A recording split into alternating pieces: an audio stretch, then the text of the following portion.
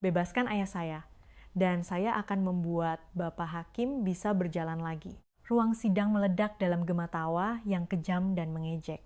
Seorang gadis kecil berusia 8 tahun baru saja dengan berani menantang hakim paling terkenal dan ditakuti di seluruh Jakarta. Seorang pria yang terikat di kursi rodanya. Sang hakim mendengus. Semua orang di sana menertawakan gadis kecil itu, sampai sebuah keajaiban yang mustahil benar-benar mulai terjadi. Suara palu yang diketuk dengan keras dan kering menggema seperti petir di dinding-dinding megah Pengadilan Negeri Jakarta Pusat. Ruang sidang penuh sesak. Para wartawan berdesakan di barisan belakang, kamera mereka serempak siaga untuk mengabadikan momen putusan yang ditunggu-tunggu dalam keheningan yang mencekam. Para pengacara merapikan dasi dan membolak-balik berkas, saling berbisik. Keluarga terdakwa terisak dalam diam, mencengkeram sapu tangan yang basah. Dan di pusat semua kekacauan itu, di belakang meja hakim yang besar dan mengintimidasi yang terbuat dari kayu jati yang gelap, duduklah Hakim Agung Santoso. Ia dikenal di seluruh kota bukan hanya karena reputasinya yang tanpa ampun dan dingin, tetapi juga karena kursi roda yang telah menjadi bagian dari dirinya selama bertahun-tahun. Tidak ada yang tahu persis apa yang menimpanya. Yang diketahui hanyalah sebuah kecelakaan tragis setelah merenggut kemampuan kedua kakinya untuk berjalan. Setelah kecelakaan mengerikan itu, kekerasan hati yang bersemayam dalam dirinya tumbuh menjadi seperti baju zirabaja yang kokoh. Ia tidak menoleransi pembelaan yang mengandalkan emosi, tidak pernah menerima permohonan yang memilukan, dan tidak menunjukkan belas kasihan sedikitpun kepada siapapun. Baginya, hukum adalah sesuatu yang absolut, dingin, dan final. Pagi itu, kasus yang menarik perhatiannya. Menurut standarnya, adalah kasus yang sangat sederhana dan jelas. Seorang pria bernama Budi Hartono, yang didakwa atas penggelapan dana publik, duduk di kursi pesakitan. Kedua tangannya yang diborgol di depan tubuhnya bergetar halus. Ia bukan penjahat dengan riwayat kekerasan, juga tidak pernah melukai siapapun secara fisik, tetapi dalam pandangan hukum yang ketat, ia adalah seorang penjahat besar yang telah menggelapkan dana dari program bantuan sosial untuk masyarakat kurang mampu. Jumlahnya signifikan dan hukuman berat tak terhindarkan. Budi menundukkan kepalanya dalam-dalam, bahunya terkulai di bawah beban rasa malu. Ia tahu ia telah melakukan kesalahan yang tidak dapat diperbaiki, dan ia juga tahu putrinya akan menanggung akibat yang pahit. Namun, yang lebih menyiksanya daripada hukuman penjara yang akan datang adalah kenyataan bahwa putri kecilnya ada di sana, menyaksikan seluruh pemandangan yang memilukan ini. Putri Budi, Sari, baru berusia 8 tahun. Mata coklatnya yang besar dan berkilau mengikuti setiap gerakan di ruang sidang, seolah-olah berusaha memahami dunia yang masih terlalu rumit baginya ini. Sari duduk di barisan depan di sebelah neneknya. Sang nenek yang berambut putih memegang erat tangan cucunya, berusaha memberikan sedikit penghiburan. Hakim Santoso memperbaiki letak kacamatanya dan membalik lembaran berkas putusan di hadapannya.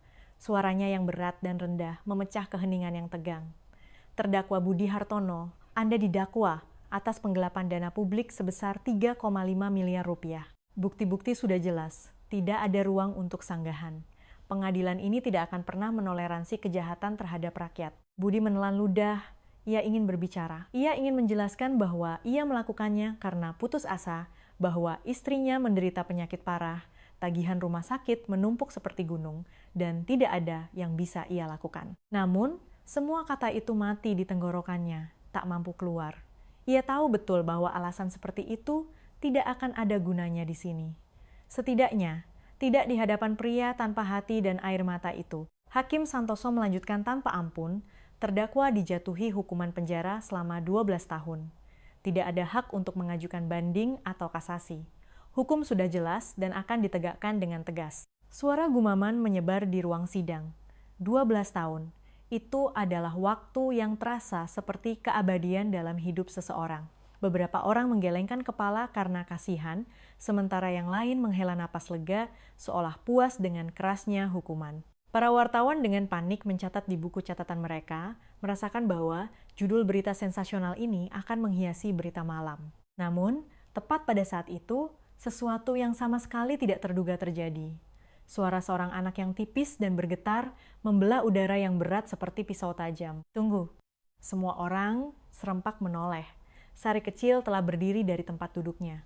Saat duduk di kursi, kakinya yang kurus nyaris tidak menyentuh lantai, tetapi sekarang ia berdiri tegak, menatap lurus ke arah hakim dengan ekspresi tegar yang sulit dipercaya untuk seorang anak kecil. Neneknya berbisik putus asa, mencoba menarik cucunya untuk duduk kembali. "Sari, duduk nak. Jangan, tidak boleh begini." Namun, gadis kecil itu dengan lembut melepaskan tangan neneknya dan melangkah maju beberapa langkah. Sepatunya yang usang dan berlubang kecil mengeluarkan suara yang nyaris tak terdengar saat menyentuh lantai pengadilan yang dingin. Ia berhenti di lorong tengah antara bangku penonton dan meja hakim, mengangkat dagunya. "Bapak Hakim," katanya. Suaranya kini lebih keras dan tegas. "Tolong jangan bawa ayah saya." Keheningan total menyusul. Tidak ada yang berani bergerak. Bahkan Hakim Santoso yang selalu memegang kendali sempurna tampak terkejut sejenak. Ia sedikit mencondongkan tubuhnya ke depan, matanya menyipit di balik kacamata. "Anak kecil," katanya dengan nada kering. "Ini bukan tempat untuk anak-anak. Segera kembali ke tempat dudukmu." Tetapi Sari tidak bergeming. Kedua tangan mungilnya terkepal erat di sisi tubuhnya, bergetar halus, tetapi ia tidak mundur. "Saya bisa membantu Bapak Hakim," suaranya sedikit pecah. "Jika Bapak membebaskan ayah saya akan membuat Bapak Hakim bisa berjalan lagi." Seketika, seluruh ruang sidang meledak. Suara tawa yang kejam dan mengejek dengan nada tinggi menggema dari segala arah. Para pengacara tertawa terbahak-bahak hingga membungkuk di atas meja mereka. Para wartawan saling bertukar pandang dengan ekspresi tak percaya. Dan beberapa di antara mereka menyalakan blitz, mengambil foto untuk menjadikan situasi aneh dan menggelikan ini sebagai berita utama. Seorang pria yang duduk di baris kedua berteriak dengan suara penuh cemoohan, "Apa ini sudah jadi panggung sirkus? Gadis kecil ini sepertinya mau melakukan sulap." Orang lain terkikik menimpali. "Panggil pembawa acaranya, kita harus jual tiket masuk." Nenek Sari menangis terseduh-seduh, menutupi wajahnya dengan kedua tangan karena malu.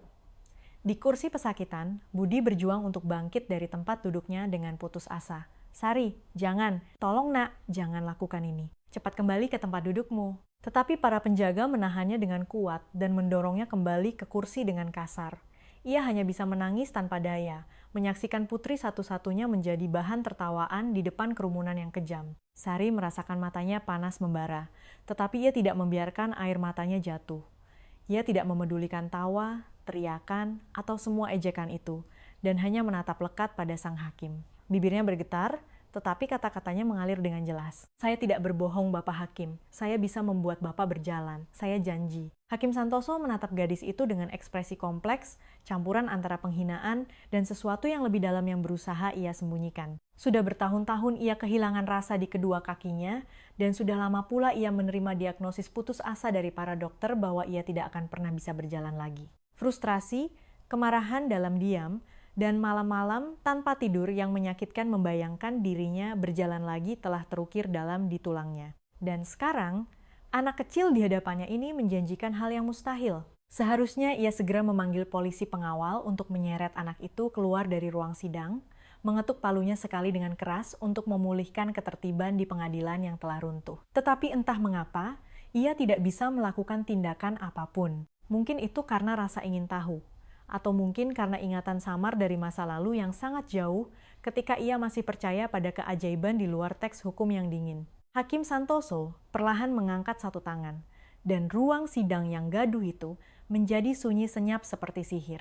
Ia menggerakkan kursi rodanya untuk mendekat sedikit ke tepi meja hakim, lalu menatap tajam gadis itu dengan mata dinginnya. "Baiklah, anak kecil." Ia membuka mulut dengan nada menyindir. "Aku akan memberimu waktu tepat 1 menit untuk membuktikan ucapanmu. Dan ketika kau gagal, ketika kau keluar dari dunia fantasi kekanak-kanakanmu dan menyadari kenyataan yang kejam, kau akan mendapatkan pelajaran yang sangat berharga. Bahwa kenyataan tidak pernah tunduk pada janji-janji kosong." Ketegangan terasa begitu kental, hingga seolah bisa disentuh. Semua mata tertuju pada Sari. Gadis kecil itu menarik napas dalam-dalam, diam-diam menyeka air mata yang menggenang di sudut matanya, dan mulai berjalan menuju meja hakim. Setiap langkah kecilnya bergema dalam keheningan yang berat. Ruang sidang yang beberapa saat lalu dipenuhi tawa mengejek, kini menyaksikan pemandangan ini dengan mata yang dipenuhi campuran antara keheranan yang tak percaya dan rasa ingin tahu yang tidak wajar. Beberapa orang dengan tidak sabar menunggu saat anak itu akan gagal total. Tetapi segelintir orang merasakan dada mereka sesak, diliputi firasat yang tidak dapat dijelaskan bahwa sesuatu yang luar biasa akan terjadi. Sari berhenti di depan kursi roda. Tingginya begitu kecil, sehingga ia harus mendongakkan kepalanya sepenuhnya untuk menatap mata Hakim Santoso. Dan dengan keberanian luar biasa yang tidak sesuai dengan usianya, ia mengulurkan kedua tangannya ke arah Hakim. Bapak Hakim harus percaya, suaranya lembut namun tegas. Jika Bapak tidak percaya, tidak akan terjadi apa-apa. Hakim Santoso tertawa sinis, kering, dan pahit. Percaya, katamu, anak kecil? Aku sudah percaya pada banyak hal dalam hidupku, dan semuanya pada akhirnya mengkhianati dan mengecewakanku. Tetapi, Sari tidak menyerah. Ia memejamkan matanya erat-erat, dan dengan lembut meletakkan kedua tangan mungilnya di atas lutut Hakim yang tidak bergerak. Sentuhan itu begitu lembut nyaris sakral. Dan ia berbisik dengan suara sangat kecil yang hanya bisa didengar oleh Hakim Santoso. Tolong, biarkan ayah saya tetap di sisi saya. Tepat pada saat itu, sesuatu berubah. Hakim Santoso merasakannya dengan seluruh tubuhnya. Bukan kesemutan, bukan pula rasa sakit. Itu adalah sensasi aneh, seolah-olah sesuatu yang telah berdiam dalam keheningan total selama bertahun-tahun terbangun dari dalam dirinya yang paling dalam. Ia mencoba mengabaikan perasaan ini, mencoba tertawa mengejek sekali lagi, tetapi suaranya tidak keluar. Kedua tangannya mencengkeram pegangan kursi roda dengan erat. Untuk pertama kalinya dalam bertahun-tahun, Hakim yang tanpa ampun ini merasakan ketakutan yang meresap hingga ke tulang. Ruang sidang masih sunyi senyap, tidak ada yang berani bernapas dengan keras.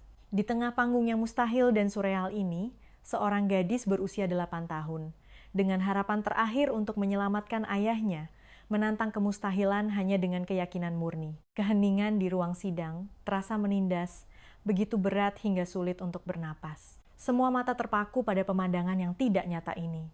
Seorang gadis kecil berusia 8 tahun dengan kedua tangan diletakkan di atas lutut kaku Hakim yang paling ditakuti di kota ini. Sari masih memejamkan mata, bibirnya bergerak dalam bisikan yang tak terdengar. Napasnya tenang, tetapi kedua tangan mungilnya bergetar halus. Ia tidak bisa menjelaskan secara rasional apa yang sedang dilakukannya. Tetapi secara intuitif, ia tahu bahwa inilah yang harus ia lakukan. Keyakinan yang dalam dan tak dapat dijelaskan berdenyut di dalam hati kecilnya. Sebaliknya, Hakim Santoso jauh dari kata tenang. Wajahnya, yang biasanya dingin dan tanpa emosi, kini menunjukkan tanda-tanda ketegangan. Urat di pelipisnya menonjol, dan butiran keringat besar mulai membasahi dahinya. Ia mencengkeram sandaran tangan kursi rodanya, begitu kuat hingga buku-buku jarinya memutih. Sensasi aneh itu tidak berhenti. Itu bukan rasa sakit atau ketidaknyamanan, hanya saja rasanya seperti ada kehadiran yang sangat halus mulai tumbuh di tempat yang tadinya kosong. Seolah-olah setelah bertahun-tahun terkurung di kamar gelap, seseorang sedikit membuka celah pintu dan membiarkan seberkas cahaya masuk. Tetapi ia tidak bisa membiarkan ini terjadi. Ia tidak bisa mempercayainya. Ia adalah orang yang telah membangun seluruh hidupnya di atas kepastian konkret dan fakta yang tak terbantahkan. Mengakui bahwa seorang anak kecil bisa mengubah kemustahilan menjadi kenyataan berarti seluruh sistem logika dan hukum yang telah ia junjung tinggi seumur hidupnya akan hancur berkeping-keping. Ia berdeham, berusaha mengembalikan ketenangannya. Sudah cukup anak kecil, drama murahanmu sudah berakhir. Namun suaranya tidak setegas yang ia inginkan. Ada retakan halus di dalamnya dan beberapa orang tidak melewatkan keraguan sesaat itu. Sari perlahan membuka matanya. Air mata menggenang di matanya. Tetapi itu bukan air mata kesedihan. Itu adalah sesuatu yang sama sekali berbeda. Itu adalah harapan. Anak itu menatap Hakim dengan ekspresi tenang yang bisa menggetarkan hati siapapun yang melihatnya. Belum selesai Bapak Hakim, katanya lembut. Saya butuh sedikit waktu lagi. Tawa mengejek meledak lagi. Kali ini jauh lebih keras dan lebih kejam. Waktu? Waktu untuk apa? Untuk mengarang alasan? Seseorang berteriak dari barisan belakang. Biarkan saja dia. Setidaknya ini menghibur, timpal orang lain sambil terkikik. Seorang wartawan mencondongkan tubuh rekannya di samping dan berbisik dengan suara cukup keras untuk didengar semua orang. Ini berita besar. Gadis delusional menghentikan persidangan dengan janji absurd. Akan viral di internet. Nenek Sari terisak pelan, menyembunyikan wajahnya di kedua tangannya. Ia ingin segera memeluk cucunya dan membawanya keluar dari tempat seperti neraka ini. Tetapi seluruh tubuhnya terasa lumpuh, tak mampu bergerak selangkah pun. Di kursi pesakitan, Budi benar-benar hancur. Air mata panas mengalir tanpa henti di pipinya. Menyaksikan putrinya diejek secara mengerikan di depan kerumunan yang sadis adalah rasa sakit seperti ditusuk pisau di jantung. Ia berteriak dengan suara serak berjuang untuk bangkit lagi. "Sari, tolong kemari nak, jangan hancurkan dirimu seperti ini." Tetapi kali ini para penjaga menekannya dengan lebih kasar. Salah satu dari mereka menggeram dengan suara mengancam, "Diam, kau mau diseret keluar dari pengadilan sekarang juga?" Budi meringkuk, terisak seperti binatang. Ia tidak lagi peduli dengan hukuman atau tahun-tahun penjara yang menantinya. Yang penting baginya hanyalah putrinya, dan ia harus pasrah menyaksikan tanpa daya saat satu-satunya anaknya diinjak-injak di depan kerumunan yang kejam. Hakim Santoso menarik napas dalam-dalam untuk mengakhiri sandiwara konyol ini selamanya. Ia meraih palu untuk memulihkan ketertiban dan mengetuk meja. Namun, saat ia hendak menggerakkannya, sesuatu menghentikan tindakannya. Ia merasakan kesemutan yang sangat halus, hampir tak terasa, di betis kirinya. Ia membeku.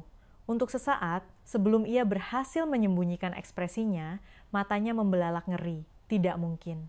Ini hanya ilusi psikologis. Hanya halusinasi sementara otakku yang diciptakan oleh situasi absurd ini, tetapi sensasi kesemutan itu tidak berhenti, malah semakin kuat. Ia memejamkan matanya erat-erat, mencoba mengusir sensasi mengerikan ini. Dan ketika ia membuka matanya lagi, pandangannya bertemu dengan mata Sari. Anak kecil itu menatapnya dengan mata besar yang dipenuhi keyakinan yang tak tergoyahkan. "Sudah dimulai kan?" bisik anak itu dengan suara sangat kecil yang hanya bisa didengarnya. Hakim tidak bisa menjawab. Tidak, ia tidak mampu menjawab. Tenggorokannya tercekat. Ia mati-matian mengalihkan pandangannya ke berkas-berkas di hadapannya, mencoba melarikan diri dengan panik ke dalam kerangka aturan dan prosedur yang familiar yang akan melindunginya. Sidang akan dilanjutkan, ia mengumumkan dengan suara tegas yang dipaksakan. Terdakwa Budi Hartono akan segera dipindahkan ke rutan untuk menunggu. "Apakah Bapak tahu mengapa ayah saya melakukan itu?" Suara Sari memotong putusan hakim. Itu bukan teriakan. Itu adalah pertanyaan yang sederhana dan langsung. Tetapi di dalamnya terkandung rasa sakit yang begitu dalam sehingga membuat seluruh ruang sidang terdiam seketika. Hakim Santoso mengerutkan kening. "Apa katamu? Apakah Bapak tahu mengapa ayah saya mengambil uang itu?" Anak itu kini menoleh ke sekeliling, bertanya lagi kepada orang-orang di ruang sidang. "Apakah ada yang tahu di antara Bapak dan Ibu sekalian? Apakah ada yang pernah bertanya sekali saja?" Seorang jaksa bertubuh besar dengan kacamata tebal berdeham dan menjawab dengan sikap angkuh, "Anak kecil, motif kejahatan itu tidak penting. Kejahatan tetaplah kejahatan." "Tidak, itu penting." Suara Sari menguat, bergema di seluruh ruang sidang. "Ibu saya sakit parah. Dia terkena kanker dan harga obatnya sangat-sangat mahal. Tidak ada kamar di rumah sakit pemerintah. Dan ibu saya sedang sekarat." Gumaman berat menyapu ruang sidang. Wajah beberapa orang yang tadinya mengejek anak itu kini menunjukkan ekspresi tidak nyaman. Budi mencoba menyela dengan suara parau, "Sari, tidak perlu."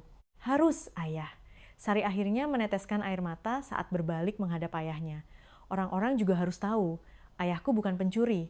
Ayah hanya berjuang untuk menyelamatkan ibu." Neneknya memeluk dirinya sendiri dan menangis terseduh-seduh. Beberapa wanita di barisan belakang diam-diam menyeka sudut mata mereka. Sari melanjutkan meledakkan emosi mentah yang telah ditahannya.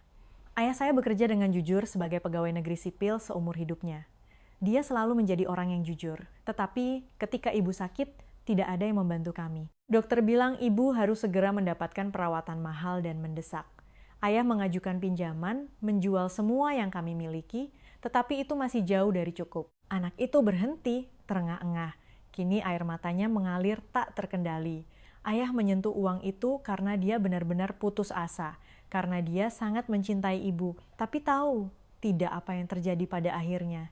Ibu meninggal beberapa bulan yang lalu, dan sekarang kalian mau merebut satu-satunya ayah yang kumiliki dariku. Keheningan yang menyusul terasa memekakan telinga. Tidak ada lagi tawa, tidak ada lagi ejekan. Yang ada di udara hanyalah rasa bersalah kolektif dan rasa malu yang tidak nyaman. Hakim Agung Santoso menatap gadis itu, dan sesuatu di dalam dirinya mulai hancur berkeping-keping. Ia tahu betul rasa sakit itu. Keputusasaan total saat kau sangat mencintai seseorang, tetapi tidak bisa menyelamatkan orang itu. Ketidakberdayaan yang luar biasa saat harus menyaksikan nyawa perlahan-lahan terlepas dari sela-sela jari. Ketika ia mengalami kecelakaan dan divonis oleh dokter tidak akan pernah bisa berjalan lagi, ia juga harus menerima bahwa seluruh kehidupan yang ia kenal telah berakhir.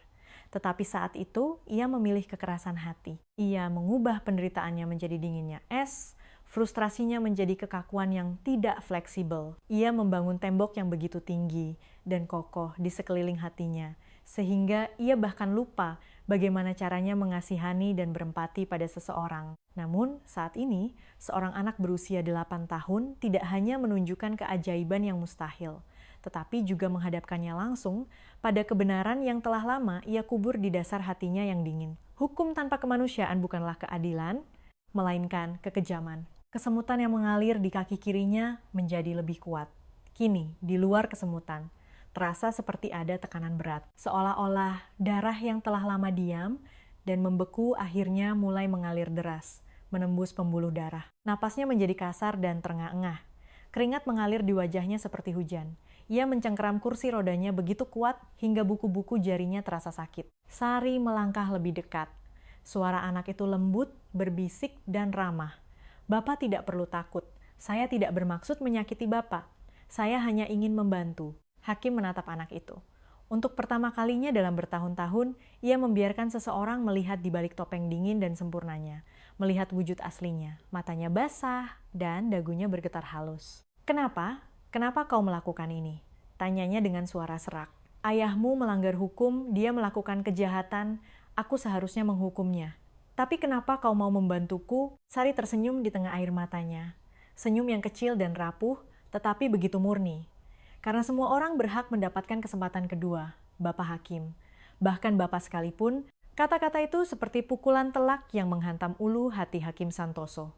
Ia tidak tahan menatap mata lurus anak itu dan memalingkan wajahnya. Tangannya gemetar seperti daun, dan ia meraih gelas air di atas meja, dengan susah payah membawanya ke bibirnya. Ruang sidang diselimuti keheningan total. Tidak ada yang tahu harus berkata apa atau bagaimana harus bertindak. Persidangan yang dimulai sebagai sirkus konyol ini telah berubah menjadi sesuatu yang sama sekali berbeda. Sesuatu yang menyentuh luka batin yang dalam yang coba disembunyikan oleh banyak orang di sana. Dan keajaiban pun terjadi. Kaki kanan Hakim Santoso tiba-tiba mengalami kejang. Itu adalah gerakan yang terlihat jelas, di luar kehendaknya. Kakinya yang bersepatu bergerak dan dengan ringan menendang pijakan kaki logam kursi roda. Suara gesekan logam itu bergema di seluruh ruang sidang. Seseorang terkesiap. Seorang wartawan menjatuhkan pena yang dipegangnya ke lantai. Seorang wanita menutup mulutnya dengan kedua tangan. Hakim Santoso menatap kakinya dengan mata yang dipenuhi campuran antara kengerian dan keheranan. Kakinya bergerak. Untuk pertama kalinya setelah waktu yang tak terhitung, kakinya merespons otaknya. Sari melangkah lebih dekat lagi, sekali lagi mengulurkan tangan mungilnya. Sedikit lagi, bisik anak itu. Hanya sedikit lagi. Semua orang di ruang sidang menahan napas. Sementara Budi menyaksikan pemandangan ini dengan jantung yang seakan terkoyak antara harapan dan ketidakpercayaan. Sementara neneknya berdoa dalam diam, keajaiban yang mustahil terus terungkap di depan mata semua orang. Sesuatu yang benar-benar menginjak-injak logika, sains, dan akal sehat, sesuatu yang tidak dapat dijelaskan secara rasional oleh siapapun, tetapi disaksikan dengan jelas oleh semua orang, sedang terjadi. Dan di pusat semua keajaiban itu adalah seorang gadis kecil berusia 8 tahun yang tidak hanya memiliki harapan untuk membebaskan ayahnya, tetapi juga memberikan kemungkinan penebusan kepada seorang pria yang bahkan telah lupa bagaimana cara memaafkan. Suara logam dari kaki Hakim Santoso yang membentur pijakan kursi roda membelah ruang sidang seperti suara tembakan. Sejenak tidak ada yang bisa bergerak. Seolah-olah waktu membeku menjebak semua orang dalam momen yang mustahil ini. Lalu, kekacauan besar meledak. Kakinya bergerak. Seseorang dari bangku penonton berteriak tajam dengan nada tak percaya. Aku melihatnya dengan jelas. Kalian semua lihat kan? Orang lain melompat dari kursinya dan berseru. Meja wartawan menjadi arena kegilaan. Suara rana kamera berhamburan seperti hujan, dan lampu blitz tak henti-hentinya menyinari wajah pucat Hakim Santoso. Mikrofon didorong maju dengan kasar, dan perekam suara dinyalakan dengan volume maksimal. Ini bukan lagi persidangan biasa, ini adalah peristiwa bersejarah. Jaksa penuntut yang tadinya yakin akan menang, bangkit dengan kasar dari tempat duduknya, menumpahkan berkas-berkas ke lantai. Ekspresinya bolak-balik antara syok dan penyangkalan. Tidak masuk akal, itu hanya kejang otot tak sadar. Hal yang biasa terjadi pada pasien kursi roda. Tetapi suaranya bergetar putus asa, seolah-olah ia sendiri tidak percaya pada kata-katanya. Seorang pengacara publik yang duduk di samping segera membantah, kejang otot, Hakim Agung Santoso telah duduk di kursi roda itu selama bertahun-tahun. Apakah ada satu orang pun di sini yang pernah melihat otot kakinya bergerak? Tidak akan ada satupun. Ini sama sekali bukan kebetulan. Gumaman menjadi semakin tak terkendali. Orang-orang mulai bangkit dari tempat duduk mereka untuk melihat lebih jelas, dan beberapa orang bergegas keluar untuk menelepon kenalan mereka. Kisah yang luar biasa ini pasti akan menyebar ke seluruh kota hanya dalam beberapa menit. Hakim Santoso tidak bisa bergerak, tetapi itu bukan karena keterbatasan fisiknya. Itu karena rasa takut yang murni dan mentah. Ia menatap kosong ke arah kakinya, seolah-olah itu adalah benda asing yang aneh yang terlepas dari tubuhnya. Kedua tangannya yang memegang sandaran tangan kursi roda gemetar hebat, sebaliknya Sari tidak bergerak sedikit pun. Ia berdiri tegak di depan hakim. Kedua lengannya tergantung alami di sisi tubuhnya. Masih ada bekas air mata di pipinya, tetapi ekspresinya begitu tenang. Kebijaksanaan yang hening dan kepercayaan diri yang aneh, yang sama sekali tidak mungkin datang dari anak sekecil itu, menyelimutinya. "Bapak Hakim," kata anak itu pelan, cukup untuk didengar oleh hakim di tengah keributan. "Jangan takut, semuanya akan baik-baik saja." Tetapi Hakim Santoso diliputi kengerian yang luar biasa. Ketakutan naluriah yang meresap hingga ke tulang. Karena itu, berarti semua yang ia yakini dengan teguh, menara aturan yang kokoh dan dingin yang ia bangun untuk menopang hidupnya setelah kecelakaan mengerikan itu, sedang runtuh total. Jika anak kecil itu bisa mengubah kemustahilan menjadi kenyataan, berapa banyak kebenaran yang selama ini ia injak-injak, hanya menganggapnya sebagai fantasi kekanak-kanakan? Berapa banyak ketulusan yang telah ia abaikan demi menjaga akal sehatnya yang dingin? Tenang, harap tenang di ruang sidang. Suara panitera yang berwibawa memecah keributan. "Bapak Hakim, bagaimana akan dilanjutkan?" Semua mata tertuju pada Hakim Santoso, menunggu jawabannya. Tetapi ia tidak bisa membuka mulut. Tenggorokannya tercekat dan pikirannya berputar-putar dengan ribuan pemikiran yang saling bertentangan. Tepat pada saat itu, Budi, dari kursi pesakitan, angkat bicara. Suaranya parau, tetapi syarat dengan emosi yang begitu pedih dan liar, sehingga membuat ruang sidang terdiam seketika. "Sarina, tidak perlu begini. Ayah akan menerima putusannya. Ayah yang salah. Ayah harus menanggung akibatnya. Jadi, kau tidak perlu lagi disakiti dan dihina seperti ini di depan orang-orang." Ia terengah-engah, menyeka air mata yang mengalir bebas. Ibumu tidak akan pernah menginginkan ini. Dia tidak akan mau kau mengalami hal mengerikan seperti ini," kata ibu menusuk hati Sari seperti belati. Anak itu perlahan berbalik menghadap ayahnya. Topeng keberaniannya, yang tidak pernah retak sejak memasuki ruang sidang, untuk pertama kalinya mulai pecah. "Tapi aku sudah janji sama ibu." Suara anak itu bergetar hebat. "Sebelum ibu pergi ke surga, aku janji akan menjaga ayah. Aku janji tidak akan membiarkan siapapun merebut ayah dariku." Budi meraung seperti binatang dan meringkuk. Para penjaga di sampingnya tampaknya tersentuh oleh pemandangan tragis ini, melonggarkan cengkeraman mereka. Nenek Sari, yang selama ini hanya bisa menangis dalam diam, bangkit dengan susah payah dengan kaki yang gemetar. Ia mendekati cucunya dan meletakkan kedua tangannya di bahu mungil anak itu. "Sayangku," katanya dengan suara penuh kasih sayang yang memilukan. "Kau sudah melakukan cukup, kau sudah berjuang dengan sangat hebat. Tidak ada yang bisa meminta lebih dari Sari kami." Tetapi Sari menggelengkan kepalanya dengan tegas. "Aku bisa, Nek. Aku tahu. Bapak Hakim hanya perlu percaya sedikit lagi. Sedikit saja." Anak itu kembali menoleh ke arah Hakim Santoso. Pria itu masih membeku, berkeringat dingin, menatap kakinya yang telah mengkhianatinya setelah bertahun-tahun membeku. "Bapak Hakim," Sari melangkah lebih dekat. "Bapak juga tahu kan, bagaimana rasanya kehilangan orang yang paling Bapak cintai di dunia?"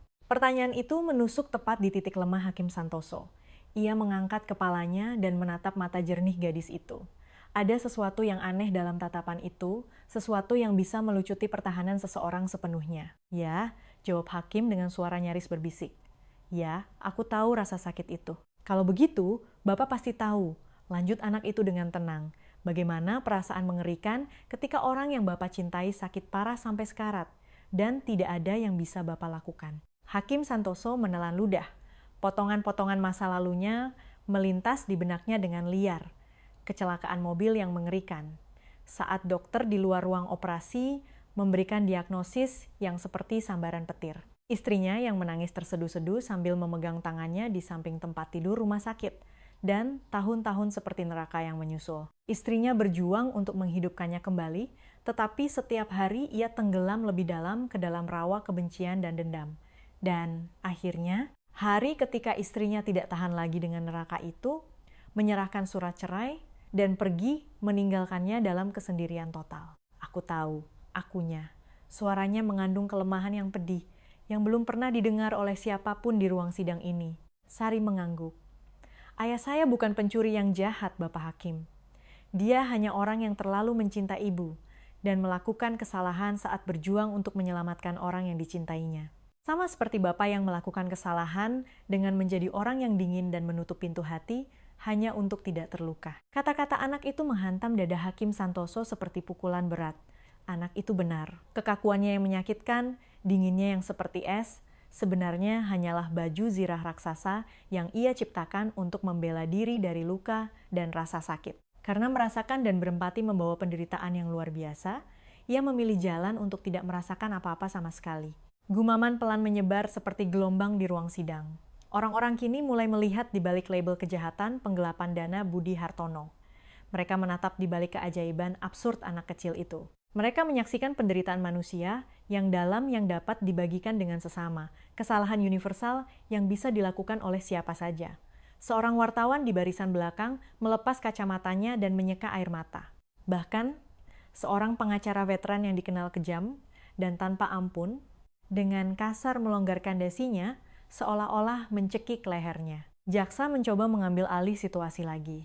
Yang mulia, semua situasi ini adalah pelanggaran prosedural yang serius.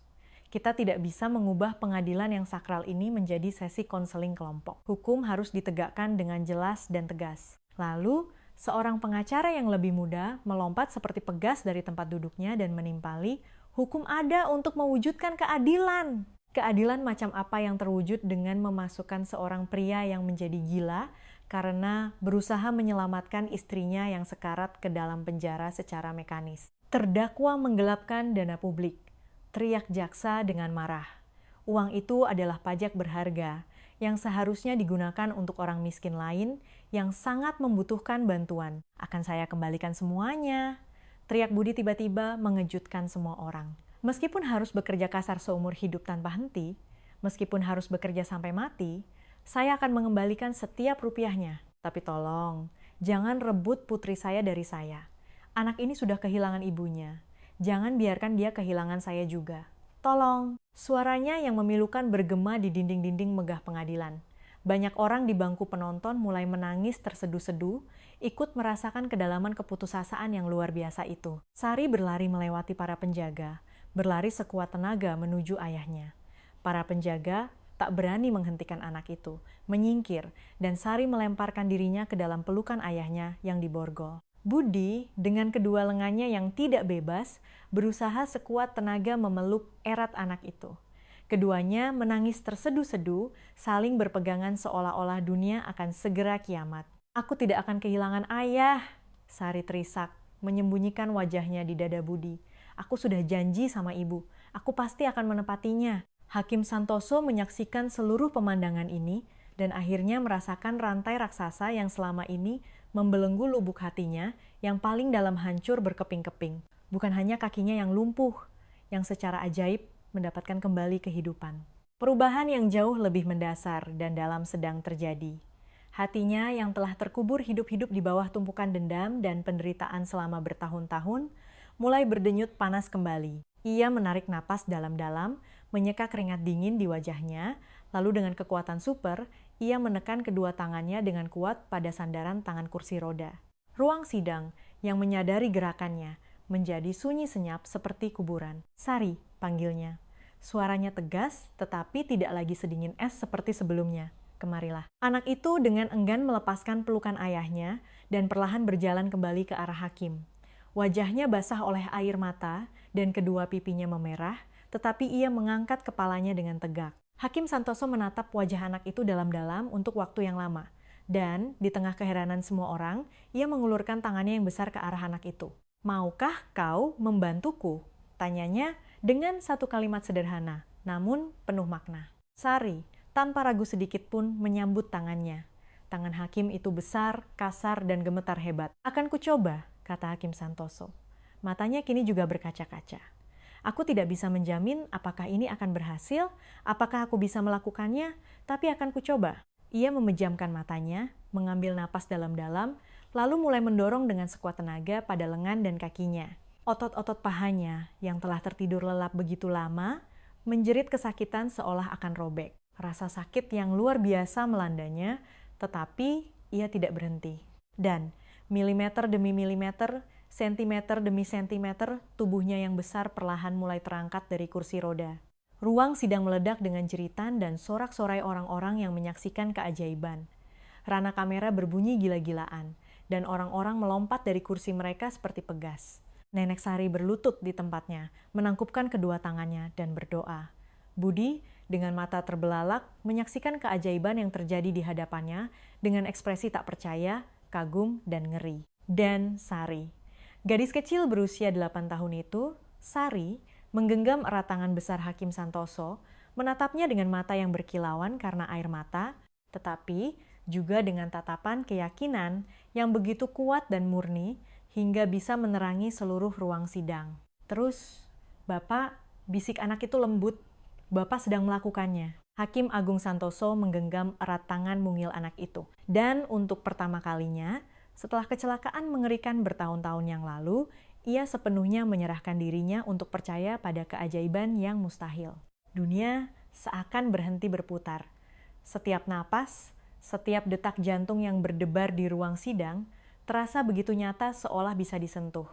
Hakim Santoso terus mendorong tubuhnya ke atas. Dengan usaha luar biasa, kedua lengannya gemetar seperti daun, dan wajahnya berkerut dalam ekspresi campuran antara rasa sakit fisik yang ekstrem dan kemauan batin yang dalam, yang bahkan tidak ia sadari. Dari kursi roda, yang telah menjadi penjaranya, kutukan mengerikannya, dan sekaligus tempat pelarian dari penderitaan pahit, ia perlahan-lahan bangkit, 1 inci demi 1 inci. Kedua kakinya goyah seperti bayi yang baru belajar berjalan, otot-ototnya yang telah lama terlupakan dan mengerut dalam waktu yang lama, dan ketidakpercayaan yang parah menjerit kesakitan. Setiap sel di tubuhnya seolah memberontak terhadap gerakan yang mustahil ini, tetapi ia tidak menyerah. Ia tidak akan pernah bisa menyerah. Tangan mungil Sari adalah satu-satunya jangkarnya. Tangan anak yang tampak kecil dan rapuh, tetapi di dalamnya tersimpan kekuatan luar biasa yang melampaui segala penjelasan logis. Sedikit lagi, anak itu menyemangati dengan suara yang lembut dan penuh kasih, yang sulit dipercaya datang dari seorang anak kecil. "Sudah hampir sampai, saya juga merasakannya. Semangat sedikit lagi." Butiran keringat besar mengalir seperti hujan, membasahi jubah hakim hitamnya yang melambangkan wibawa dan ketegasannya. Tangannya yang berkeringat nyaris tergelincir di atas permukaan meja yang licin, tetapi ia tidak melepaskan cengkeramannya yang begitu kuat hingga urat-uratnya menonjol. Lututnya gemetar seolah akan runtuh, tetapi ia berhasil bertahan. Dan akhirnya, seolah-olah seluruh alam semesta telah menyusun roda giginya dengan cermat hanya untuk momen ajaib, dan sekali seumur hidup ini, hal yang mustahil itu menjadi kenyataan. Hakim Agung Santoso berdiri tegak dengan kedua kakinya. Ia tidak bersandar pada apapun, tidak berdiri dengan bungkuk. Ia berdiri tegak dan menjulang. Kedua kakinya kejang hebat, dan terlihat otot-ototnya bergelombang seperti ombak di balik celananya. Tetapi, ia sepenuhnya menopang berat badannya yang besar dengan kedua kakinya sendiri. Untuk pertama kalinya setelah waktu yang tak terhitung, seperti sebelum kecelakaan mengerikan yang menghancurkan hidupnya, ia menatap ke bawah ke ruang sidang dari tempat yang tinggi. Keheningan total itu hanya berlangsung 1 atau 2 detik. Dan kemudian, seperti bendungan raksasa yang runtuh, sorak-sorai yang memekakkan telinga meledak, begitu besar hingga seolah mengguncang kerangka pengadilan yang agung. Jeritan histeris, tepuk tangan gemuruh, dan isak tangis yang tak terkendali meledak bersamaan. Semua orang di ruang sidang seolah tersihir serempak berdiri. Ada yang bertepuk tangan gila-gilaan hingga telapak tangannya terasa akan robek. Ada yang membuang semua harga diri dan menangis terseduh-seduh seperti anak kecil. Dan ada yang membeku seperti patung dalam syok yang ekstrem. Otak mereka tidak dapat memproses apa yang baru saja mereka saksikan dengan mata kepala sendiri. Ya Tuhan, astaga, seorang wanita tua yang duduk di baris ketiga berteriak dengan suara serak karena emosi yang meluap-luap. Ini keajaiban.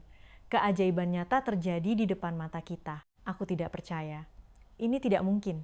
Tidak mungkin, gumam pria di sebelahnya, memegangi kepalanya dengan kedua tangan dan mata terbelalak. Para wartawan saling berdesakan, berteriak ke stasiun TV mereka, berusaha secepat mungkin mengirimkan realitas yang mustahil ini. Tangan mereka gemetar begitu hebat sehingga sulit untuk memegang kamera dengan benar. Para fotografer saling berebut, berdesak-desakan untuk mendapatkan sudut terbaik. Mereka tahu dengan naluri hewani bahwa satu lembar foto ini akan menghiasi halaman depan media di seluruh dunia hanya dalam beberapa jam atau bahkan beberapa menit. Di kursi pesakitan, Budi kehilangan seluruh kekuatan di kakinya dan berlutut di lantai. Dengan kedua tangannya yang diborgol menutupi wajahnya, isak tangis yang pedih, seolah mengorek dasar jiwanya, mengguncang seluruh tubuhnya. Itu bukan hanya air mata kelegaan, itu adalah air mata kegembiraan spiritual. Menyaksikan bahwa keajaiban yang luhur masih ada di dunia, yang kejam dan seolah tak berujung ini. Nenek Sari berpelukan dan menangis terseduh-seduh dengan seorang wanita asing di sebelahnya, yang belum pernah ia lihat seumur hidupnya. Saat itu mereka berpelukan seperti saudara, bersatu dalam keharuan yang luar biasa yang melampaui segala perbedaan. Tetapi, tidak semua orang merayakan keajaiban ini. Sementara mayoritas tersapu oleh emosi yang luar biasa dan kehilangan kendali, jaksa penuntut tetap berdiri tegak di tempatnya. Wajahnya gelap dan kaku seperti malam, dan ia mengepalkan tinjunya begitu erat hingga kuku-kukunya menancap di telapak tangannya. Rahangnya mengeras, dan urat-urat tebal berdenyut di pelipisnya. Ia tidak bertepuk tangan, tidak tersenyum, tidak sedikit pun ikut serta dalam kegembiraan kolektif ini. Ia memukul meja dengan begitu kasar dan keras hingga berkas-berkas di atasnya melompat. Suara hantaman itu bergema tajam, menembus keriuhan massa. "Tenang," diminta ketenangan di ruang sidang. Suaranya yang berwibawa, seperti sambaran petir, merobek gelombang keharuan. Aura dingin yang tak terabaikan memenuhi ruangan. Tidak ada yang berubah hanya karena pertunjukan ini terjadi. Sirkus tidak akan menghapus kejahatan. Sekalipun ini adalah hal yang aneh dan tidak nyata. Gumaman massa yang bergelombang seperti ombak perlahan surut seperti air pasang. Orang-orang, meskipun masih diliputi kekaguman dengan air mata di sudut mata, secara bertahap mendapatkan kembali kesadaran mereka dan mulai duduk kembali. Bayangan realitas yang dingin kembali menyelimuti momen ajaib itu. Jaksa melanjutkan. Suaranya sekarang disetel dengan halus agar terdengar rasional, tetapi masih tajam dan setegas silet. Ia menunjuk Budi dengan jari penuduh yang tak tergoyahkan.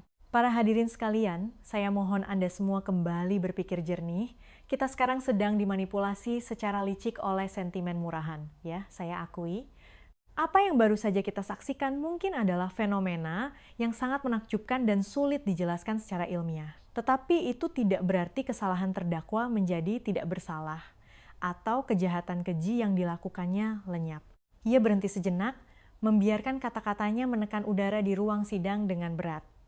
Terdakwa Budi Hartono menggelapkan dana publik sebesar 3,5 miliar rupiah. 3,5 miliar. Tanamkan angka ini di benak Anda. Uang itu adalah uang yang bisa menyelamatkan puluhan, bahkan mungkin ratusan keluarga yang terdesak. Uang untuk banyak pasien lain yang membutuhkan perawatan segera seperti istri terdakwa. Anak-anak yang sekarat karena tidak punya uang untuk membeli obat, orang-orang tua malang yang sangat membutuhkan perawatan. Kata-katanya seperti batu-batu besar yang tanpa ampun menghujani hati nurani kolektif. Keraguan yang mendalam menyebar di wajah orang-orang yang beberapa saat lalu tersenyum gembira. Orang-orang yang dilanda konflik batin, mengangguk, atau menggeleng. Jaksa adalah orator yang ulung. Seorang pemburu yang secara naluriah tahu di mana harus menusuk untuk memberikan luka paling mematikan. Tentu saja, saya memahami sepenuhnya simpati dan belas kasihan Anda semua yang ada di sini. Lanjutnya kali ini dengan suara yang agak lembut dan penuh pengertian, tetapi menyembunyikan logika yang kejam. Saya juga manusia. Darah mengalir di tubuh saya, dan jantung saya berdetak. Kisah terdakwa memang sangat menyedihkan. Kehilangan istri tercinta adalah tragedi yang mengerikan. Tidak ada yang menyangkal itu. Tetapi bagaimana dengan istri-istri lain yang meninggal? Bagaimana dengan orang tua lain yang bisa diselamatkan jika uang itu tetap berada di yayasan sosial? Bagaimana dengan air mata anak-anak lain yang menjadi yatim piatu karena tidak mendapatkan perawatan tepat waktu karena uang itu dicuri? Keheningan yang tidak nyaman dan berat menyapu ruang sidang seperti hantu. Sudut pandang jaksa begitu menyakitkan, tetapi sekaligus sangat masuk akal. Kejahatan budi tidak terjadi dalam ruang hampa. Ada banyak korban tak terlihat yang harus menanggung, akibat menyedihkan karena terdakwa, meskipun wajah mereka tidak diketahui. Budi perlahan mengangkat kepalanya.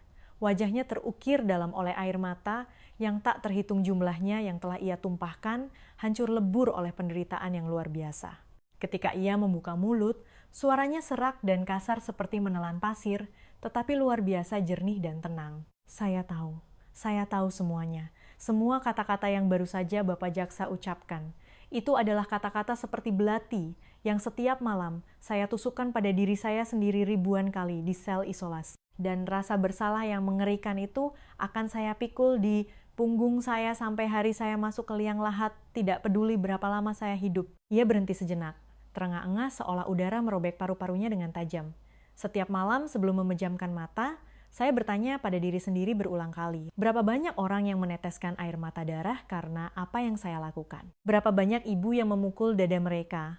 Berapa banyak ayah yang harus mengubur anak yang meninggal karena kesalahan saya di dalam hati mereka? Saya juga tahu bahwa pasti ada orang-orang yang meninggal karena tidak menerima uang itu karena saya. Saya tahu bahwa pilihan mengerikan saya telah menginjak-injak kehidupan orang-orang yang tidak bersalah. Suaranya bergetar, tetapi ia menggertakkan giginya dan dengan paksa melanjutkan. Tetapi saya harus menyaksikan wanita yang telah menjadi seluruh dunia saya sejak usia 18 tahun. Ibu dari satu-satunya putri saya sekarat dalam penderitaan di depan mata saya, hanya tinggal tulang belulang. Para dokter tegas, jika tidak segera mendapatkan pengobatan baru yang mahal, ia akan meninggal dalam beberapa minggu, mungkin beberapa hari. Saya jatuh ke dalam keputusasaan total yang bahkan tidak bisa membuat saya bernapas. Selama berbulan-bulan, saya tidak bisa tidur 1 menit pun, tidak bisa menelan sesendok nasi pun. Satu-satunya pikiran gila yang ada di benak saya adalah saya harus menyelamatkan istri saya, bahkan jika harus menjual jiwa saya kepada iblis. Air mata tebal kembali menetes di dagunya. Sekarang saya sadar, sekalipun penderitaan saya seperti neraka, itu tidak bisa menjadi pembenaran yang sah untuk kejahatan yang menginjak-injak orang lain. Tetapi, pada saat itu, saya bukan manusia yang rasional. Saya hanyalah binatang gila yang berada di ambang kehilangan segalanya di dunia ini. Saya membuat pilihan yang paling mengerikan dan tidak dapat diubah. Dan sekarang, saya membayar harganya dengan sangat mahal, hidup di dalam neraka. Ia menatap lurus ke arah jaksa. Saya tidak memohon agar dimaafkan atas apa yang saya lakukan. Saya sampah yang bahkan tidak pantas dimaafkan. Yang saya mohon hanyalah satu hal. Berikan saya satu kesempatan untuk memperbaiki apa yang masih bisa diperbaiki. Uang yang saya curi, saya akan membayarnya kembali sampai lunas. Meskipun butuh 20 tahun, 30 tahun, saya akan bekerja sampai napas terakhir saya. Tapi tolong, biarkan saya tetap menjadi ayah bagi putri saya. Anak ini tidak punya siapa-siapa lagi selain saya dan neneknya yang sudah tua. Putri saya sudah kehilangan terlalu banyak. Jeritannya yang menyusul diikuti oleh keheningan yang begitu kental dan berat hingga terasa menyesakkan. Emosi yang saling bertentangan beradu sengit. Penghakiman hukum dan belas kasihan manusia, hukum yang dingin dan kemanusiaan yang panas, hukuman yang setimpal dan kemungkinan penebusan. Jaksa menggelengkan kepalanya dengan tegas dan kaku, tetapi otot-otot wajahnya yang sedikit berkerut mengisyaratkan bahwa ia juga sedang mengalami kebingungan batin yang hebat. Bapak Budi Hartono, saya sungguh-sungguh memahami dan turut prihatin atas penderitaan pribadi Anda yang mengerikan. Tetapi, keadilan hukum bukanlah masalah apa yang kita inginkan secara pribadi atau perasaan apa yang kita rasakan. Itu adalah tolok ukur yang tegas tentang apa yang benar secara objektif. Dan menurut hukum negara ini, yang kita semua bersumpah untuk menjunjung tinggi, satu-satunya kebenaran objektif adalah bahwa kejahatan harus dibayar tanpa terkecuali. Tepat pada saat itu, suara yang sama sekali berbeda, yang merobek logika jaksa yang dingin dan tegas, bergema di ruang sidang. Suara yang dalam, tegas, dan syarat dengan otoritas besar yang jauh melampaui posisi seorang hakim. Suara Hakim Agung Santoso, dibayar. Hanya satu kata, tetapi membelah udara dengan tajam seperti pedang Jepang yang diasah dengan baik. Semua kepala serempak menoleh ke arahnya. Hakim Santoso masih berdiri tegak. Ia tidak bisa menyembunyikan kejang di kakinya yang gemetar sambil menekan kedua tangannya dengan kuat pada meja hakim yang berat. Kemeja di balik jubahnya sudah basah kuyup oleh keringat dingin, tetapi sorot matanya lebih jernih dan lebih kuat dari sebelumnya. bersinar cemerlang dengan tujuan yang luhur. Bapak Jaksa, lanjut Hakim Santoso, setiap katanya penuh pertimbangan dan kekuatan besar. Apa yang Bapak katakan 100% benar, kejahatan harus dibayar. Saya juga tahu betul bahwa masyarakat yang tidak menuntut pertanggungjawaban pada akhirnya akan runtuh. Ia menarik napas dalam-dalam, mengumpulkan kekuatan untuk menopang tubuhnya yang goyah. Tetapi keadilan tanpa belas kasihan bukanlah keadilan. Itu hanyalah balas dendam institusional yang dilegalkan atas nama hukum. Kekejaman yang sah dan tercetak. Dan tidak ada yang tahu itu lebih baik dari saya. Karena sayalah yang telah menggunakan kekejaman itu tanpa rasa bersalah di pengadilan yang sakral ini selama bertahun-tahun. Jaksa, terkejut, membuka mulutnya untuk mengajukan sanggahan, tetapi Hakim Santoso mengangkat tangannya yang gemetar, membungkamnya dengan otoritas absolut sebagai pengambil keputusan tertinggi di ruang sidang ini. Selama beberapa tahun terakhir, saya telah memerintah pengadilan ini dengan ketegasan yang nyaris kejam. Saya benar-benar percaya dengan tulus bahwa hukum harus diterapkan secara mekanis dan dingin, tanpa pengecualian, pertimbangan emosional, atau keringanan atas keadaan tragis pribadi. Saya telah menghukum puluhan, ratusan orang di pengadilan ini secara mekanis, tanpa pernah, benar-benar tidak pernah, bertanya mengapa mereka sampai di sini. Apa alasan sebenarnya? Saya bahkan tidak pernah mempertimbangkan apakah ada satu solusi lain pun. Ia menoleh dan menatap dalam-dalam mata setiap orang di ruang sidang. Saya bahkan bangga dengan diri saya yang seperti itu. Saya menganggap kekeraskepalaan saya yang tak tergoyahkan oleh belas kasihan, yang tidak dikendalikan oleh emosi, sebagai senjata saya. Saya keliru berpikir bahwa itu membuat saya menjadi hakim yang benar-benar hebat, hakim yang adil. Suaranya sedikit bergetar. Tetapi hari ini, kebenaran yang tidak pernah diajarkan oleh ratusan, ribuan buku hukum tebal yang telah saya baca selama 4 tahun belajar hukum di universitas dan lebih dari 15 tahun bekerja sebagai hakim, diajarkan kepada saya oleh seorang anak kecil berusia 8 tahun. Bahwa keadilan sejati tidak pernah mengabaikan narasi kompleks yang dimiliki manusia. Bahwa keadilan tidak merendahkan kehidupan manusia yang terluka, terjerat, dan rumit menjadi sekadar nomor perkara. Tidak mencabik-cabik tragedi pribadi yang penuh air mata darah menjadi beberapa kalimat dingin dalam putusan. Sari menatap hakim dengan mata besar seperti kelinci. Air mata sunyi mengalir tanpa henti di pipi merahnya. Anak itu bahkan tidak pernah berharap. Ia tidak pernah membayangkan bahwa tindakan kecil dan kata-katanya yang canggung akan membawa badai perubahan yang begitu besar di dalam diri orang dewasa yang sedingin es itu.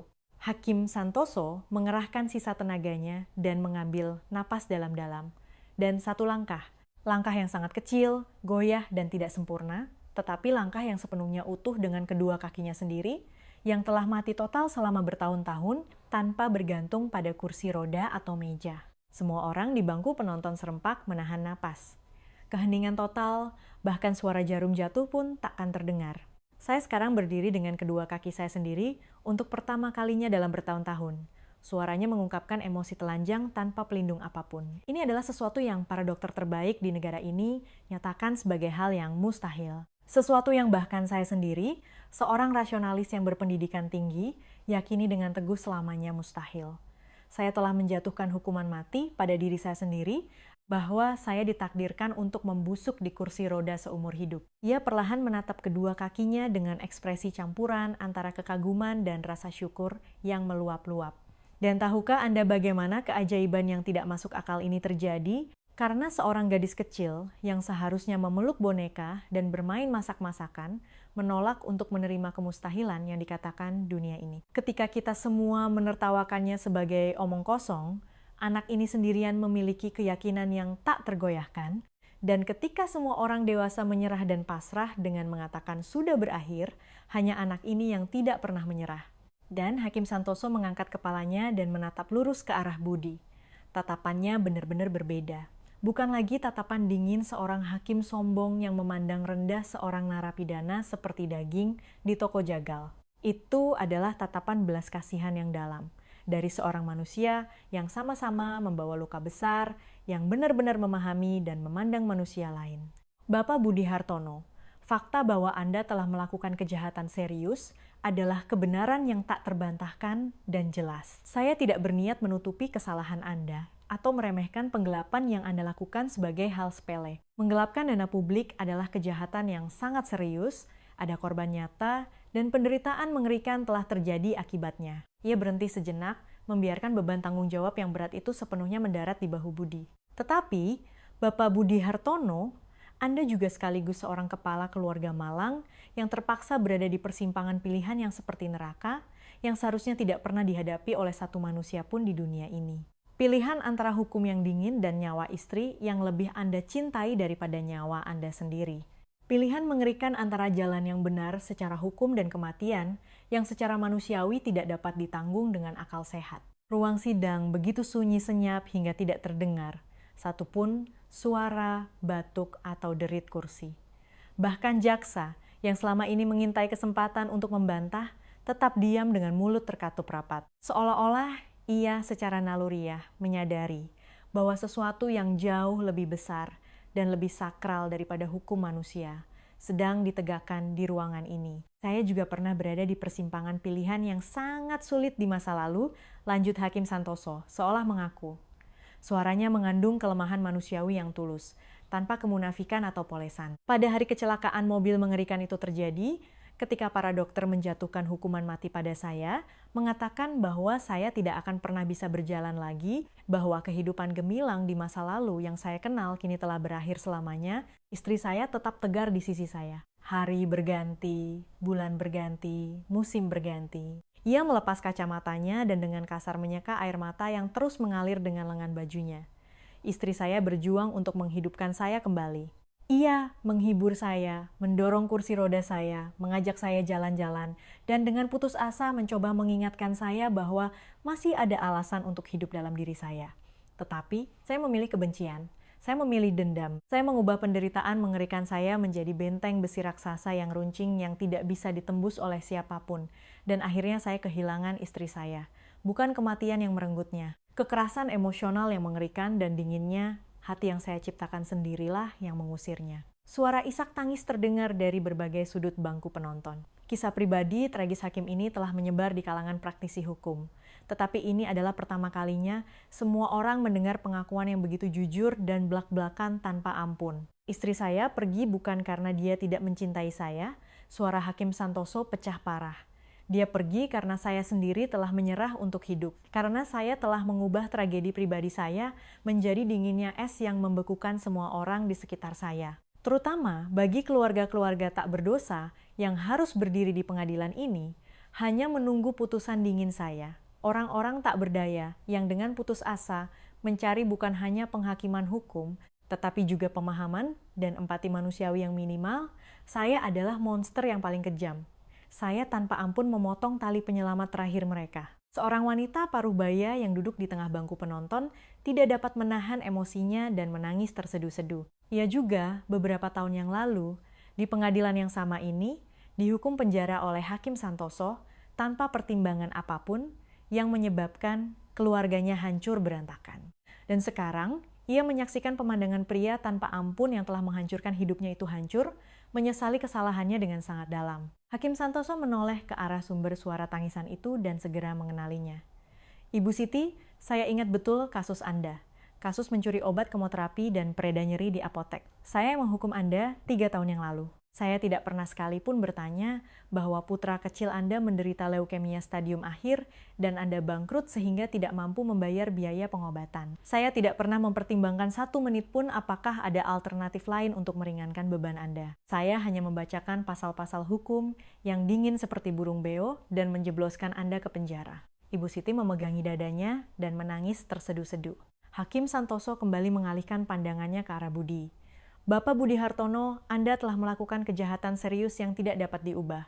Tetapi, satu kesalahan tidak selamanya mendefinisikan nilai eksistensi seorang manusia. Yang benar-benar mendefinisikan seorang manusia bukanlah kesalahan itu sendiri, tetapi kehidupan seperti apa yang ia pilih setelah jatuh ke dasar. Bagaimana ia bangkit kembali dengan berlutut, bagaimana ia berdarah-darah memungut kembali dan memperbaiki apa yang telah ia hancurkan. Dan sekarang, di depan mata saya melihat seorang pria yang dengan segenap jiwanya bertobat dengan tulus. Seorang pria yang berjanji akan membayar kesalahannya dengan sisa hidupnya. Saya melihat seorang ayah yang masih sangat dibutuhkan oleh putri yatim piatu yang dunianya sudah hancur, satu-satunya ayah di dunia. Ia menatap Sari yang berdiri di sampingnya seperti raksasa kecil yang perkasa, memancarkan aura keajaiban. Dan saya melihat anak kecil ini hanya dengan satu tujuan untuk menyelamatkan ayahnya, dengan diam-diam menanggung ejekan mengerikan, penghinaan, dan rasa malu yang tidak manusiawi dari banyak orang dewasa. Saya melihatnya menghadapi dunia yang kejam ini tanpa mundur selangkah. Jika seorang anak kecil berusia 8 tahun bisa menunjukkan keyakinan pada kemustahilan yang begitu besar, bagaimana mungkin saya, yang konon seorang hakim, atau sebagai seorang dewasa, bisa menyerah pada kemungkinan penebusan, bahwa pria ini bisa kembali ke jalan yang benar? Akhirnya, tak tahan lagi, jaksa meledak dan melompat dari tempat duduknya. Kesabarannya sudah lama melewati batas. Yang mulia, saya tahu bahwa jabatan Anda harus dihormati, tetapi ini sudah keterlaluan. Anda sekarang terbawa oleh emosi pribadi dan telah kehilangan sepenuhnya kemampuan penilaian hukum Anda. Ini jelas penyalahgunaan wewenang dan pelanggaran prosedural. Drama emosional seperti ini adalah masalah serius yang bisa membatalkan seluruh persidangan ini. Sistem peradilan tidak boleh berjalan berdasarkan emosi atau belas kasihan. Kalau begitu, batalkan saja, raung Hakim Santoso seperti harimau. Pria lemah yang tadinya menangis dan bertobat telah lenyap, digantikan oleh otoritas yang luar biasa, yang persidangan yang tidak berusaha mencari keadilan dalam arti sebenarnya, putusan mekanis yang sama sekali mengabaikan kemanusiaan kompleks dari para pihak yang terlibat dalam kasus ini, tidak lebih berharga dari kertas bekas yang digunakan untuk mencetaknya. Itu hanyalah birokrasi yang pengecut dan kejam yang bersembunyi di balik topeng legalitas. Tepuk tangan meriah kembali bergemuruh, jauh lebih besar dan lebih megah dari sebelumnya. Tentu saja, tidak semua orang bertepuk tangan. Masih ada beberapa orang keras kepala yang percaya bahwa hukum harus ditegakkan dengan ketat tanpa syarat. Terlepas dari situasinya, tetapi mayoritas besar penonton benar-benar terpesona oleh pemandangan menakjubkan yang mereka saksikan, jiwa mereka terguncang sampai ke akar-akarnya. Seorang pengacara veteran yang sudah berumur, yang dikenal tidak akan mengeluarkan setetes darah pun jika ditusuk jarum, berdiri dengan kaki gemetar. Yang mulia, dengan segala hormat, jika saya boleh berpendapat, saya telah mempelajari hukum pidana negara ini selama 40 tahun.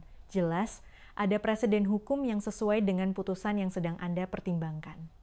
Menurut KUHAP dan pedoman pemidanaan, ada ketentuan eksplisit yang memungkinkan penangguhan pelaksanaan pidana atau penjatuhan pidana alternatif jika ada alasan pertimbangan yang sangat luar biasa. Meskipun jarang diterapkan sehingga hampir menjadi hukum mati, tujuan dari undang-undang ini justru dibuat untuk menyelamatkan situasi yang luar biasa dan tragis seperti hari ini. Lalu, seorang pengacara yang jauh lebih muda dan bersemangat di sebelahnya menyambung dengan gembira, "Benar, penjara bukanlah satu-satunya jawaban. Ada banyak sekali hukuman alternatif yang bisa diambil oleh lembaga peradilan, seperti memperpanjang perintah kerja sosial secara maksimal, mengawasi pembayaran ganti rugi secara ketat, pengawasan intensif melalui gelang elektronik, penyitaan gaji secara paksa, dan lain-lain. Keadilan tidak berarti hanya terwujud jika terdakwa harus dikurung di dalam jeruji besi yang dingin." Jaksa mencoba membantah lagi dengan urat leher menonjol, tetapi suaranya tampak kehilangan kekuatan. Dengan ekspresi campuran antara frustrasi ekstrem dan sedikit kepasrahan,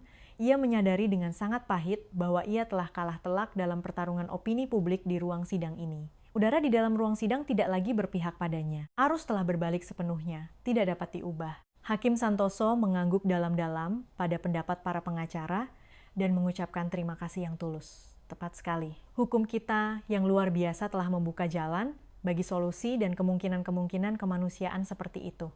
Tetapi karena saya, Hakim Agung Santoso yang sombong dan bodoh ini, telah secara sukarela menutup mata dan telinga, keliru menganggap kekeras-kepalaan saya yang tidak fleksibel sebagai integritas yudisial, saya telah membuang begitu banyak kesempatan itu. Ia sekali lagi menatap Budi. Wajah Budi menunjukkan campuran aneh antara harapan yang rapuh yang bisa hancur kapan saja, ketakutan ekstrem bahwa ia mungkin akan jatuh ke dalam keputusasaan lagi, dan rasa syukur yang meluap-luap atas penebusan yang baru tumbuh. Bapak Budi Hartono, dengarkan baik-baik kata-kata saya.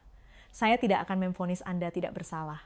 Apa yang Anda lakukan adalah kejahatan yang jelas, dan secara hukum maupun sosial, Anda pantas menerima putusan bersalah secara resmi. Karena saya tidak bisa meninggalkan preseden berbahaya bahwa penderitaan dan tragedi pribadi dapat membenarkan kejahatan. Jantung Budi mencelos, tetapi ia mengangguk dengan putus asa, seolah memahami maksud hakim. Tetapi, Hakim Santoso melanjutkan, dan suaranya mengandung keyakinan yang lebih kuat dari sebelumnya. Tetapi, pada saat yang sama, saya tidak akan tanpa ampun memutus ikatan terakhir dari keluarga yang genting ini. Saya tidak akan merebut seorang ayah, yang merupakan seluruh alam semesta dan satu-satunya pelindung bagi seorang anak kecil malang yang sudah kehilangan ibunya dan berada di ambang ditinggalkan sendirian di dunia ini. Dengan kata lain, saya tidak akan melakukan kekejaman dengan menciptakan tragedi mengerikan lainnya atas nama keadilan buta. Ia mengerahkan sisa energinya dan mengumumkan dengan suara keras dan lantang, oleh karena itu, saya sebagai hakim ketua menunda sementara persidangan ini. Dalam beberapa hari ke depan, saya akan memeriksa tanpa henti, bahkan jika harus begadang semalaman, semua alternatif hukum dan administratif yang bisa dipilih oleh lembaga peradilan kita. Saya akan membentuk komite khusus yang terdiri dari para pekerja sosial yang kompeten, psikolog forensik, serta ahli rehabilitasi dan pembinaan narapidana untuk meminta nasihat. Dengan demikian, saya akan menemukan solusi yang paling sempurna dan bijaksana yang sepenuhnya mewujudkan keadilan dalam arti sebenarnya, tanpa menghancurkan selamanya anak kecil yang sudah hancur lebur oleh badai dunia ini dan kemudian akan menjatuhkan putusan kembali. Budi pingsan di tempat, menangis terseduh-seduh seolah tubuhnya hancur. Nenek Sari berlari terhuyung-huyung dan memeluk cucunya dengan erat, mengusapkan wajahnya. Sari tersenyum cerah di balik air mata yang mengalir seperti air terjun. Meskipun kelelahan hingga tulang-tulangnya terasa luluh, wajah anak itu bersinar lebih terang dari matahari. Jaksa yang merasakan kekalahan total, namun dengan menjaga harga diri terakhirnya sebagai seorang praktisi hukum, duduk berat di kursinya. Ia yakin, apapun yang ia lakukan dengan mengutip KUHP, ia tidak akan bisa membalikan arus ini. Pengadilan sudah menjatuhkan putusannya. Sebelum putusan resmi di atas kertas keluar, putusan moral dan kemanusiaan telah sepenuhnya menguasai ruang sidang ini. Hakim Santoso, meskipun seluruh tubuhnya gemetar karena rasa sakit yang luar biasa di kakinya, tetap berdiri tegak dengan kedua kakinya sampai akhir, mengamati sekeliling ruang sidang untuk yang terakhir kalinya. Ratusan wajah yang basah oleh keharuan yang mendalam menatapnya dengan kagum. Di mata beberapa orang, ada kekaguman seperti melihat dewa. Di mata beberapa orang lain, terlihat keheranan yang mendekati ketakutan. Tetapi semua orang di sana, karena keajaiban luhur yang baru saja mereka saksikan. Sebagian dari jiwa mereka telah berubah secara permanen. Dengan ini, sidang hari ini secara resmi ditunda. Akhirnya Hakim Santoso mengumumkan. Suaranya mengandung kedamaian yang begitu dalam dan tenang, yang belum pernah ada di pengadilan ini sebelum hari keajaiban yang aneh itu dimulai. Ketika ia akhirnya menyerah menopang berat badannya dan duduk terkulai di kursi roda, itu sama sekali bukan berarti kelemahan atau kekalahan. Itu adalah peristirahatan yang mulia bagi seorang pejuang yang telah kembali setelah berhasil menghancurkan tembok raksasa kemustahilan. Ia tidak hanya membangkitkan tubuhnya yang telah lumpuh selama bertahun-tahun, tetapi juga bangkit kembali secara moral dari rawa kekejaman dan kebencian yang telah lama menggerogotinya. Sementara orang-orang perlahan meninggalkan ruang sidang sambil menyeka air mata dan gumaman keharuan dan kegembiraan memenuhi koridor dan tangga, Sari tidak bergerak sedikit pun dari tempatnya. Anak kecil itu berdiri diam di samping meja hakim, masih menggenggam erat tangan besar dan kasar hakim tua yang akhirnya belajar percaya pada kemustahilan dan cara mencintai. 3 minggu telah berlalu sejak hari keajaiban itu. Bagi sebagian orang, waktu itu terasa seperti 3 tahun, dan bagi yang lain, sesingkat 3 detik. Selama itu, persidangan ajaib yang mengguncang seluruh pengadilan negeri Jakarta Pusat menjadi satu-satunya perhatian dunia. Setiap pagi, halaman depan surat kabar utama memuat foto Hakim Santoso bangkit dari kursi rodanya dalam ukuran besar, dan program-program berita di televisi berlomba-lomba menganalisis dan membahas kasus ini. Media sosial meledak dengan berbagai teori, mulai dari klaim keajaiban religius hingga analisis hipnosis massal, serta kesaksian-kesaksian yang mengharukan. Namun, bagi 3 orang yang berada di pusat badai ini, Hakim Agung Santoso, Sari, dan Budi Hartono 3 minggu terakhir, adalah waktu perubahan yang penuh gejolak emosi dan pengorbanan yang tak terduga. Pagi itu, saat sidang kembali dibuka, ruang sidang dipenuhi kerumunan yang 2 kali lebih padat dari sidang pertama. Begitu kabar tanggal putusan ditetapkan tersebar, orang-orang dari seluruh penjuru negeri berbondong-bondong datang untuk menyaksikan langsung akhir dari persidangan abad ini. Barisan belakang ruang sidang telah berubah menjadi seperti studio siaran besar dengan puluhan kamera berjejer dan para wartawan yang bersaing sengit untuk mendapatkan ruang sekecil apapun. Puluhan petugas tambahan dikerahkan untuk mengendalikan kerumunan yang memadati koridor di luar ruang sidang. Namun, suasana di dalam ruang sidang sangat berbeda dari sebelumnya. Tidak ada lagi tatapan cemoohan atau sinisme di mata orang-orang. Sebaliknya, harapan yang kusyuk dan sakral, seperti jemaat yang menghadiri upacara keagamaan, memenuhi udara dengan berat. Mereka merasa bahwa mereka berkumpul bukan hanya untuk mendengar putusan pengadilan, tetapi untuk menyaksikan momen kemenangan manusia yang agung yang jauh melampaui sistem sosial ini. Pertama, Budi masuk ke ruang sidang didampingi 2 orang penjaga. Namun, penampilannya sama sekali berbeda dari 3 minggu lalu. Borgol yang mengikat pergelangan tangannya telah lenyap. Ia masuk dengan kepala tegak bukan karena sombong, tetapi dengan kepercayaan diri khas seseorang yang telah menemukan kembali harga dirinya sebagai manusia yang hancur berkeping-keping. Tatapan matanya yang tadinya kosong dan kabur karena tenggelam dalam keputusasaan, kini bersinar dengan harapan yang hati-hati namun jelas. Ia mengenakan setelan jas sederhana yang disetrika rapi, bukan seragam tahanan. Lembaga peradilan dan para penjaga tidak lagi memperlakukannya sebagai penjahat berbahaya dan kotor, tetapi sebagai seorang warga negara yang bermartabat yang menunggu putusan yang adil. Sari duduk di barisan depan yang sama, di samping neneknya. Anak itu mengenakan gaun baru yang cantik dan rapi. Salah satu dari sekian banyak sumbangan yang dikirim oleh warga anonim dari seluruh negeri yang tersentuh oleh kisah ini. Rambutnya dikepang rapi oleh neneknya, tetapi perubahan yang benar-benar mencolok ada pada wajah anak itu sendiri. Kedamaian yang begitu matang dan dalam, seolah melampaui usianya yang 8 tahun, menerangi wajahnya. Anak itu tampak seperti malaikat kecil yang bersinar dengan cahayanya sendiri. Lalu, pintu samping di dekat meja hakim terbuka. Ratusan orang di ruang sidang serempak berdiri. Itu bukan karena etiket pengadilan yang mekanis saat hakim masuk. Itu karena rasa hormat yang tulus dari lubuk hati dan kekaguman yang meluap-luap yang masih sulit dipercaya, meskipun dilihat dengan mata kepala sendiri. Hakim Agung Santoso masuk dengan berjalan kaki. Ia tidak duduk di kursi roda, tidak menggunakan kruk, atau bergantung pada alat bantu jalan.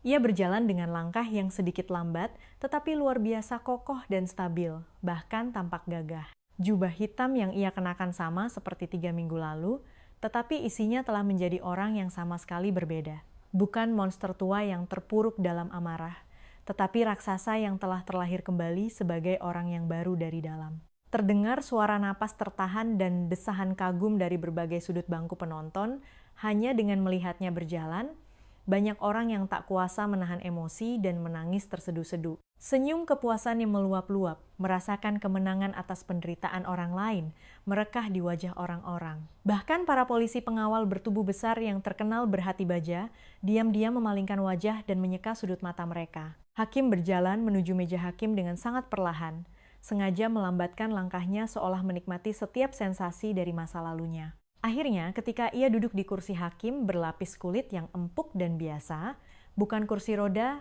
pandangannya pertama kali mencari Sari. Mata mereka bertemu, dan Hakim Santoso mengangguk sangat ringan, tetapi dengan rasa terima kasih yang sedalam dan seluas alam semesta. Anak itu membalas senyumnya. Setelah panitera yang tercekat karena haru berdeham berkali-kali, ia mengumumkan perkara nomor 47892 PIT B 2026 PNJKT PST. Sidang dengan Hakim Ketua yang mulia Santoso akan dilanjutkan. Terdakwa Budi Hartono telah hadir. Mohon dilanjutkan dengan prosedur putusan akhir. Hakim Santoso menaikkan kacamatanya ke pangkal hidung dan mengamati orang-orang di ruang sidang sekali lagi. Dan ketika ia membuka mulut, suaranya masih tegas dan berwibawa, tetapi dinginnya yang menusuk tulang dari masa lalu telah lenyap sama sekali, digantikan oleh kehangatan. Sebelum menjatuhkan putusan atas perkara ini, saya sebagai hakim ketua ingin secara terbuka mengoreksi satu fakta penting di sini yang seharusnya sudah saya lakukan sejak lama. Selama bertahun-tahun saya menjabat sebagai hakim, saya telah mengadili banyak perkara dengan anggapan keliru bahwa ketegasan dan kekejaman yang ekstrem adalah keadilan sejati. Di pengadilan saya, Saya sama sekali mengabaikan kemanusiaan yang berlapis-lapis dari para terdakwa dan menerapkan hukum secara mekanis. Akibatnya, saya telah memberikan penderitaan yang tidak perlu dan tak tertahankan kepada banyak keluarga yang tidak berdaya. Ruang sidang menjadi sunyi senyap mendengar pengakuan dirinya yang mengejutkan. Selama 3 minggu terakhir, saya telah memeriksa kembali ribuan berkas perkara yang pernah saya putuskan sendiri dan secara pribadi memilih 23 kasus di masa lalu di mana saya yakin telah menjatuhkan hukuman yang terlalu berat. Kasus-kasus di mana hukuman alternatif akan jauh lebih bermanfaat bagi masyarakat secara keseluruhan daripada memenjarakan dan menciptakan lebih banyak penjahat. Saat ini saya bekerja sama erat dengan kejaksaan dan para pengacara publik untuk memproses peninjauan kembali dan penangguhan pelaksanaan pidana atas putusan-putusan yang salah ini. Tepuk tangan meriah nyaris meledak seperti banjir, tetapi Hakim Santoso dengan lembut mengangkat tangannya untuk menenangkan orang-orang. Ini bukan hal yang patut dipuji. Ini bukan prestasi besar, melainkan kewajiban yang wajar untuk membersihkan dan bertanggung jawab atas apa yang telah saya hancurkan. Dan proses introspeksi yang menyakitkan itulah yang akhirnya membawa saya ke sini hari ini untuk mengadili kasus Bapak Budi Hartono dengan mata yang sama sekali baru. Napas Budi menjadi terengah-engah. Ia menggenggam kedua tangannya begitu erat hingga buku-buku jarinya memutih. Hakim Santoso membuka berkas tebal di hadapannya dan mulai membacakan putusan. Bukan lagi pembacaan mekanis tanpa perasaan seperti dulu, tetapi dengan suara yang khusyuk yang menunjukkan rasa hormat yang mendalam kepada terdakwa. Terdakwa Budi Hartono. Terdakwa telah menggelapkan dana publik sebesar 3,5 miliar rupiah yang seharusnya digunakan untuk program bantuan sosial. Kejahatan ini telah memberikan pukulan nyata dan fatal bagi masyarakat lapisan bawah yang sangat membutuhkan uang tersebut. Pengadilan ini sama sekali tidak akan meremehkan atau memperindah fakta tersebut. Jantung Sari berdebar kencang mendengar kata-kata itu. Anak itu menggenggam erat tangan kasar neneknya. Namun, Hakim Santoso melanjutkan. Setelah melakukan penyelidikan yang luas dan mendalam terhadap situasi tragis yang mengerikan di sekitar terdakwa, serta diskusi sengit dengan para psikolog kriminal, pekerja sosial khusus, dan ahli koreksi dan rehabilitasi, saya sebagai hakim ketua telah sampai pada kesimpulan yang sama sekali berbeda yang tidak akan pernah saya ambil di masa lalu. Hakim Santoso mengangkat pandangannya dari berkas dan menatap lurus ke mata Budi. Bapak Budi Hartono, Anda bukanlah penjahat kambuhan yang biasa melanggar hukum. Anda juga bukan orang berbahaya yang harus diisolasi dari masyarakat. Anda hanyalah seorang pria yang terdorong oleh tragedi kejam yang secara manusiawi tidak dapat ditanggung. Dan karena dibutakan oleh keputusasaan, membuat pilihan yang ekstrem dan salah. Dan Anda adalah orang yang memiliki kemauan kuat untuk bertobat dengan tulus, dengan segenap jiwa, dan berusaha menebus kesalahan yang menyakitkan itu. Air mata tebal mulai menetes dari mata Budi. Suara Hakim Santoso menguat. Oleh karena itu, saya sebagai hakim ketua menjatuhkan putusan sebagai berikut: menangguhkan pelaksanaan pidana penjara terhadap terdakwa Budi Hartono dan menjatuhkan pidana kerja sosial, wajib dengan intensitas tinggi selama 5 tahun ke depan, di Bangsal Onkologi Rumah Sakit Cipto Mangunkusumo untuk merawat pasien kanker stadium akhir dan keluarganya. Selain itu, memerintahkan negara untuk menyita 100% dari gaji yang diperoleh dari pekerjaan terdakwa, setelah dikurangi jumlah minimum yang ditetapkan secara hukum untuk menafkahi anak di bawah umur dan mempertahankan kehidupan yang layak secara manusiawi, sampai dana yang digelapkan sebesar 3,5 miliar rupiah lunas terbayar. Budi terduduk di tempatnya, menutupi wajahnya dengan kedua tangan, dan menangis terseduh-seduh seperti binatang. Selain itu, Hakim Santoso menyelesaikan, terdakwa harus menerima terapi psikologis wajib dari dokter spesialis yang ditunjuk sebulan sekali, dan harus menyelesaikan program pendidikan tentang etika pelayanan publik. Dengan syarat memasang alat pelacak lokasi, diizinkan untuk kembali ke masyarakat, dan dikembalikan ke pangkuan keluarga yang begitu ingin ia lindungi. Saat palu diketuk, seluruh ruang sidang bergemuruh dengan sorak-sorai dan tepuk tangan meriah. Orang-orang yang sama sekali tidak saling kenal berpelukan dan meneteskan air mata. Sari melompat dari kursinya dan berlari seperti anak panah menuju ayahnya yang sudah berlutut dan menangis di lantai. Para penjaga tidak bergerak sedikit pun menyaksikan pertemuan ayah dan anak itu. Budi, dengan kedua lengannya yang bebas, memeluk erat putri satu-satunya, menyembunyikan wajahnya di rambut anak itu, dan menangis terseduh-seduh. Ayahku pulang bersamaku. Sari terisak-isak. Iya nak, ayah akan pulang.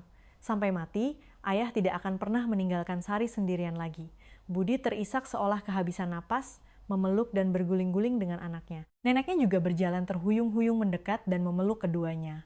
Dan ketiga, anggota keluarga itu berpelukan erat untuk waktu yang lama, seolah-olah mereka adalah satu-satunya kehangatan yang tersisa di dunia tidak bisa bangkit. Itu adalah simpul manusia yang terjalin dari cinta, kelegaan, dan rasa syukur yang tak terlukiskan. Hakim Santoso menyaksikan pemandangan ajaib itu dalam diam, dengan senyum paling cerah dan paling murni sepanjang hidupnya.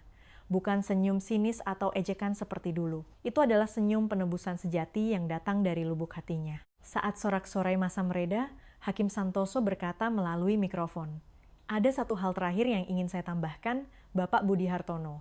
Budi mengangkat wajahnya yang basah oleh air mata. Mulai minggu depan, Rumah Sakit Cipto Mangunkusumo, tempat Anda akan memulai kerja sosial. Secara kebetulan yang luar biasa, itu adalah rumah sakit tempat saya menjalani terapi rehabilitasi yang keras 3 kali seminggu untuk memulihkan sepenuhnya kekuatan kedua kaki saya. Ia berhenti sejenak dengan penuh makna sebelum menambahkan. Jadi, kita akan sangat sering bertemu di koridor rumah sakit. Dan saya bermaksud untuk secara pribadi mengamati dari dekat bagaimana Anda menjalani proses penebusan Anda. Bukan sebagai hakim dingin yang mengawasi seorang penjahat, tetapi sebagai sesama manusia yang sama-sama pantas diselamatkan, yang telah dibuat percaya pada penebusan yang mustahil. Keheningan yang menyusul memenuhi ruang sidang dengan keharuan yang lebih kental dari 100 kata. Tidak ada lagi yang perlu ditambahkan. Segalanya telah dikatakan, dan segalanya telah kembali ke tempatnya, berubah secara sempurna. Beberapa minggu menjadi beberapa bulan, daun-daun musim gugur yang memerah berguguran, dan musim dingin yang membekukan tiba, dan tanah yang membeku mencair saat musim semi yang hijau malu-malu menampakkan diri. Dan selama waktu itu, kehidupan 3 orang yang menjadi pusat kisah besar ini terus berkembang ke arah yang cemerlang dan menakjubkan, yang bahkan mereka sendiri tidak sepenuhnya pahami. Budi menjalankan perintah kerja sosialnya dengan pengabdian yang fanatik, bahkan membuat para petugas pengawasnya menggelengkan kepala. Ia datang ke Rumah Sakit Cipto Mangunkusumo sebelum fajar menyingsing dan baru pulang larut malam, jauh setelah jam kerjanya berakhir. Ia mengambil alih pekerjaan terberat di bangsal kanker, mencuci pakaian pasien yang kotor, dan membersihkan kamar. Tetapi momen paling cemerlangnya adalah ketika ia duduk di samping pasien dan keluarga yang hancur berkeping-keping setelah menerima diagnosis kanker yang seperti sambaran petir, memegang tangan mereka karena ia tahu betul penderitaan itu. Ia menemukan harta karun yang tak terduga di rumah sakit, tujuan hidup. Setiap kali ia menggenggam erat tangan seorang kepala keluarga yang gemetar ketakutan, setiap kali ia menepuk punggung bungkuk seorang ibu tua yang baru saja menerima vonis sisa hidup yang singkat dan menangis terseduh-seduh, ia merasa sedikit demi sedikit mengisi kembali lubang besar yang telah ia ciptakan di dunia ini karena pencuriannya di masa lalu. Itu tidak menghapus kejahatan mengerikannya. Tidak ada pengabdian yang bisa menghapus dosa, tetapi kerja keras itu memberikan makna pada hidupnya. Itu mengubah luka dan kesedihannya yang parah menjadi obat penyembuh yang kuat bagi orang lain. Suatu sore, saat berbicara dengan seorang pria paruh baya yang istrinya sekarat karena kanker stadium akhir di tangga darurat, Budi menceritakan kisah masa lalunya. Pria itu menangis terseduh-seduh di pelukan Budi seperti anak kecil. Dan setelah beberapa lama, ia berbisik, "Terima kasih karena tidak menyerah dan bertahan sampai akhir. Terima kasih karena hidup dan ada di sisiku sekarang. Melihatmu, aku merasa mungkin aku juga bisa bertahan dari neraka yang mengerikan ini." Saat itulah Budi menyadari, penebusan sejatinya bukan terletak pada tindakan ekonomi mengembalikan uang yang ia gelapkan, tetapi dalam perannya sebagai perekat yang menyatukan kembali jiwa-jiwa yang hancur melalui pengalamannya sendiri yang telah hancur total. Sari juga kembali ke sekolah beberapa minggu setelah insiden itu. Tatapan anak-anak lain terasa aneh dari sebelumnya. Beberapa anak memandangnya dengan kekaguman, seperti melihat pahlawan. Beberapa menunjukkan rasa ingin tahu yang terang-terangan, dan beberapa yang iri hati bahkan menunjukkan kecemburuan. Tetapi, Sari tidak mabuk oleh sorotan media, dan tetap menjadi anak kecil biasa yang ramah dan baik hati, yang lebih suka bermain dengan teman-teman pendiam yang diintimidasi daripada dengan kelompok populer.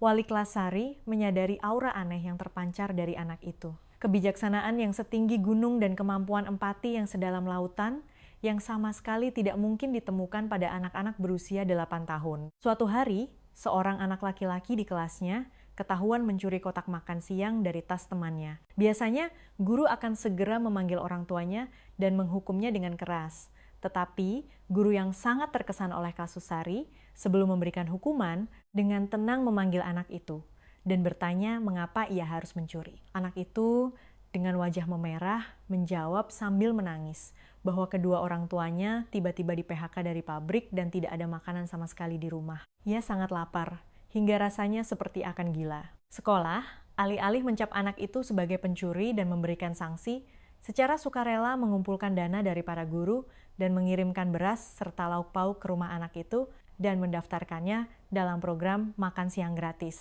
Anak itu memegang tangan gurunya dan menangis terseduh-seduh, bersumpah tidak akan pernah lagi menyentuh barang orang lain. Sore itu setelah sekolah, Sari memeluk erat wali kelasnya dan berbisik pelan di telinganya. Ibu guru juga belajar apa yang saya pelajari ya, bahwa setiap orang di dunia ini punya kisah sedihnya masing-masing. Guru itu menahan air mata yang menggenang dan mencium kening Sari. Iya, kamu yang mengajari ibu, malaikat kecil. Berkat kamu, ibu belajar cara melihat hati orang yang sebenarnya. Dan Hakim Agung Santoso. Ia adalah orang yang mengalami perubahan paling dramatis dan mendasar dari semua orang ini. Secara fisik, kakinya pulih dengan lambat tetapi luar biasa stabil. Terapi rehabilitasi adalah rangkaian rasa sakit dan kelelahan yang seolah merobek kulit dan mengikis tulang. Tetapi setiap kali ia menantang batas kemampuannya dengan semangat baru. Ia ingin berjalan, bukan hanya untuk mendapatkan kembali fungsi kedua kakinya. Setiap langkah yang ia ambil adalah ritual spiritual yang luhur, menginjak-injak kebencian pahit dan pesimisme masa lalu yang pernah menggerogoti dan nyaris menghancurkan jiwanya. Suatu akhir pekan yang hujan, Hakim Santoso mencari seseorang yang telah ia bersumpah pada Tuhan tidak akan pernah ia temui lagi seumur hidupnya. Mantan istrinya. Keduanya duduk berhadapan di dekat jendela sebuah kafe yang sepi. Bertahun-tahun setelah menandatangani surat cerai, untuk pertama kalinya Hakim Santoso meminta maaf padanya.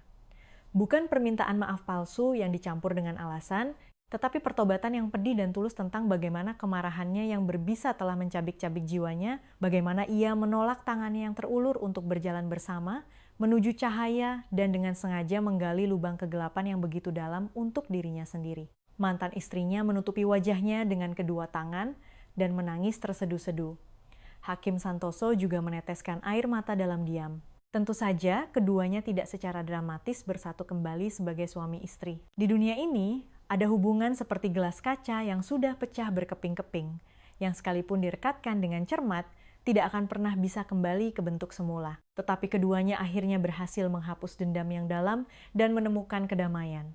Satu kalimat yang diucapkan mantan istrinya saat meninggalkan kafe menjadi pesan penebusan yang akan ia simpan di hatinya sampai hari ia mati. Aku sangat bangga kau akhirnya berubah menjadi orang seperti ini. Butuh waktu yang sangat lama dan bantuan keajaiban yang tidak masuk akal, tetapi kau akhirnya menemukan jalanmu yang sebenarnya yang telah hilang. Kembali ke ruang sidang, Hakim Agung Santoso kini bukan lagi algojo tanpa ampun yang terkenal itu, tetapi dikenal sebagai Salomo yang bijaksana dan penuh kasih. Tentu saja, ia bukan orang bodoh yang tanpa pandang bulu memaafkan atau memberikan keringanan hukuman kepada para penjahat keji yang melakukan kejahatan tanpa motif. Ia tahu betul bahwa itu adalah bentuk ketidakadilan yang mengerikan lainnya. Namun, ia berusaha melihat manusia yang tersembunyi di balik permukaan kejahatan yang nyata. Ia menggali lebih dalam lingkungan dan kisah setiap penjahat, dan bekerja siang dan malam untuk menemukan solusi bijaksana yang secara sempurna menyelaraskan hukum yang dingin dengan kemanusiaan yang hangat. Para hakim sejawatnya juga terinspirasi oleh perubahannya yang menakjubkan, mulai mencontoh gaya putusannya. Bahkan para jaksa dan pengacara publik yang tadinya saling bermusuhan, mulai bekerja sama untuk mencapai keadilan sejati daripada saling menjatuhkan dan menang, sebuah keajaiban tersendiri. Peristiwa di mana seorang pria bernama Hakim Santoso secara harfiah berjalan keluar dari lubang nerakanya dengan kedua kakinya sendiri, telah secara perlahan namun tak terhindarkan mengubah sepenuhnya udara di seluruh sistem peradilan di pengadilan negeri tempat ia bekerja, seperti gelombang pasang raksasa. Tepat 1 tahun setelah hari keajaiban bersejarah yang mengubah segalanya itu, sebuah sesi yang sangat istimewa diadakan di Pengadilan Negeri Jakarta Pusat. Bukan persidangan untuk menuntut kejahatan, tetapi sebuah upacara peringatan kecil. Ruang sidang utama penuh sesak dengan ratusan orang seperti setahun yang lalu, tetapi wajah-wajah yang memenuhi bangku penonton berbeda. Di sana, berkumpul orang-orang yang selama setahun terakhir, hidup mereka yang hancur berkeping-keping, secara ajaib disatukan kembali setelah Hakim Santoso secara pribadi mengajukan peninjauan kembali, dan hukuman mereka disesuaikan atau mereka diselamatkan dengan hukuman alternatif. Ibu Siti yang mencuri obat untuk putranya yang sakit juga ada di sana. Putranya yang berkepala plontos, yang untungnya sel kankernya secara ajaib menyusut dan berhasil melewati kemoterapi, memegang tangannya, dan tersenyum malu-malu. Ibu Siti sekarang bekerja sebagai relawan di sebuah yayasan nirlaba yang membantu keluarga pasien kanker anak mengubah penderitaan mengerikannya menjadi misi luhur untuk membantu orang lain. Ada juga seorang pemuda yang nyaris masuk penjara karena merusak toko-toko di jalanan karena pemberontakan di masa remajanya. Sebagai ganti hukuman penjara, ia menerima perintah kerja sosial melukis mural di dinding-dinding kumuh di perkampungan dan sekolah-sekolah negeri, dan menemukan bakat seni yang luar biasa. Sekarang, ia telah berubah menjadi seniman muda yang menjanjikan yang mengajar seni kepada anak-anak kurang mampu. Seorang wanita yang menggelapkan uang untuk merawat ayahnya yang pikun. Seorang kepala keluarga yang mencuri roti setelah kehilangan pekerjaan dan menggelandang di jalanan. Banyak sekali orang yang berkat pandangan baru dan hangat Hakim Santoso mendapatkan kesempatan penebusan yang agung alih-alih hukuman buta, mengisi kursi dengan wajah berseri-seri. Dan semua orang ini berkumpul di sini hari ini karena satu alasan, seorang protagonis istimewa muncul, Sari diundang ke tengah-tengah ruang sidang. Anak itu masih berjalan malu-malu, tetapi inti yang kokoh di dalam dirinya tampak begitu kuat sehingga tidak ada yang bisa mematahkannya. Seorang pejabat tinggi pengadilan, salah satu tokoh paling dihormati di dunia hukum yang rambutnya sudah memutih, secara pribadi mendekatinya. Sari, setahun yang lalu, tepat di tempat ini, kau melakukan hal luar biasa yang benar-benar menjungkir balikan semua akal sehat yang kami ketahui tentang keberanian, keyakinan, dan cinta. Kau berdiri tegak di depan meja hakim tanpa rasa takut dan dengan gagah menuntut makna keadilan sejati bukan hanya untuk ayahmu, tetapi untuk kita semua yang ada di pengadilan ini. Pejabat tua itu berhenti sejenak, tenggorokannya tercekat dan mengedipkan matanya. Oleh karena itu, dengan mengumpulkan kehendak pengadilan ini dan seluruh masyarakat, kami ingin menganugerahkan kepadamu piagam pahlawan warga kehormatan. Bukan hanya karena keajaiban fisik supranatural yang kau lakukan dengan membuat Hakim Santoso berjalan. Tentu saja, itu adalah hal yang luar biasa yang tidak dapat dijelaskan dengan bahasa manusia, tetapi alasan, sebenarnya, kami memberikan penghargaan ini adalah karena keajaiban moral dan spiritual yang kau bangkitkan di dalam hati kami yang kering hari itu. Sorak-sorai dan tepuk tangan yang memekakkan telinga meledak. Semua orang seolah telah berjanji, serempak berdiri dan memberikan tepuk tangan meriah. Sari menerima piagam besar seukuran tubuhnya dengan kedua tangan, matanya yang besar berkaca-kaca, dan dengan gagah menyampaikan pidato singkat yang tak terduga. Terima kasih, tapi bukan saya yang membuat keajaiban.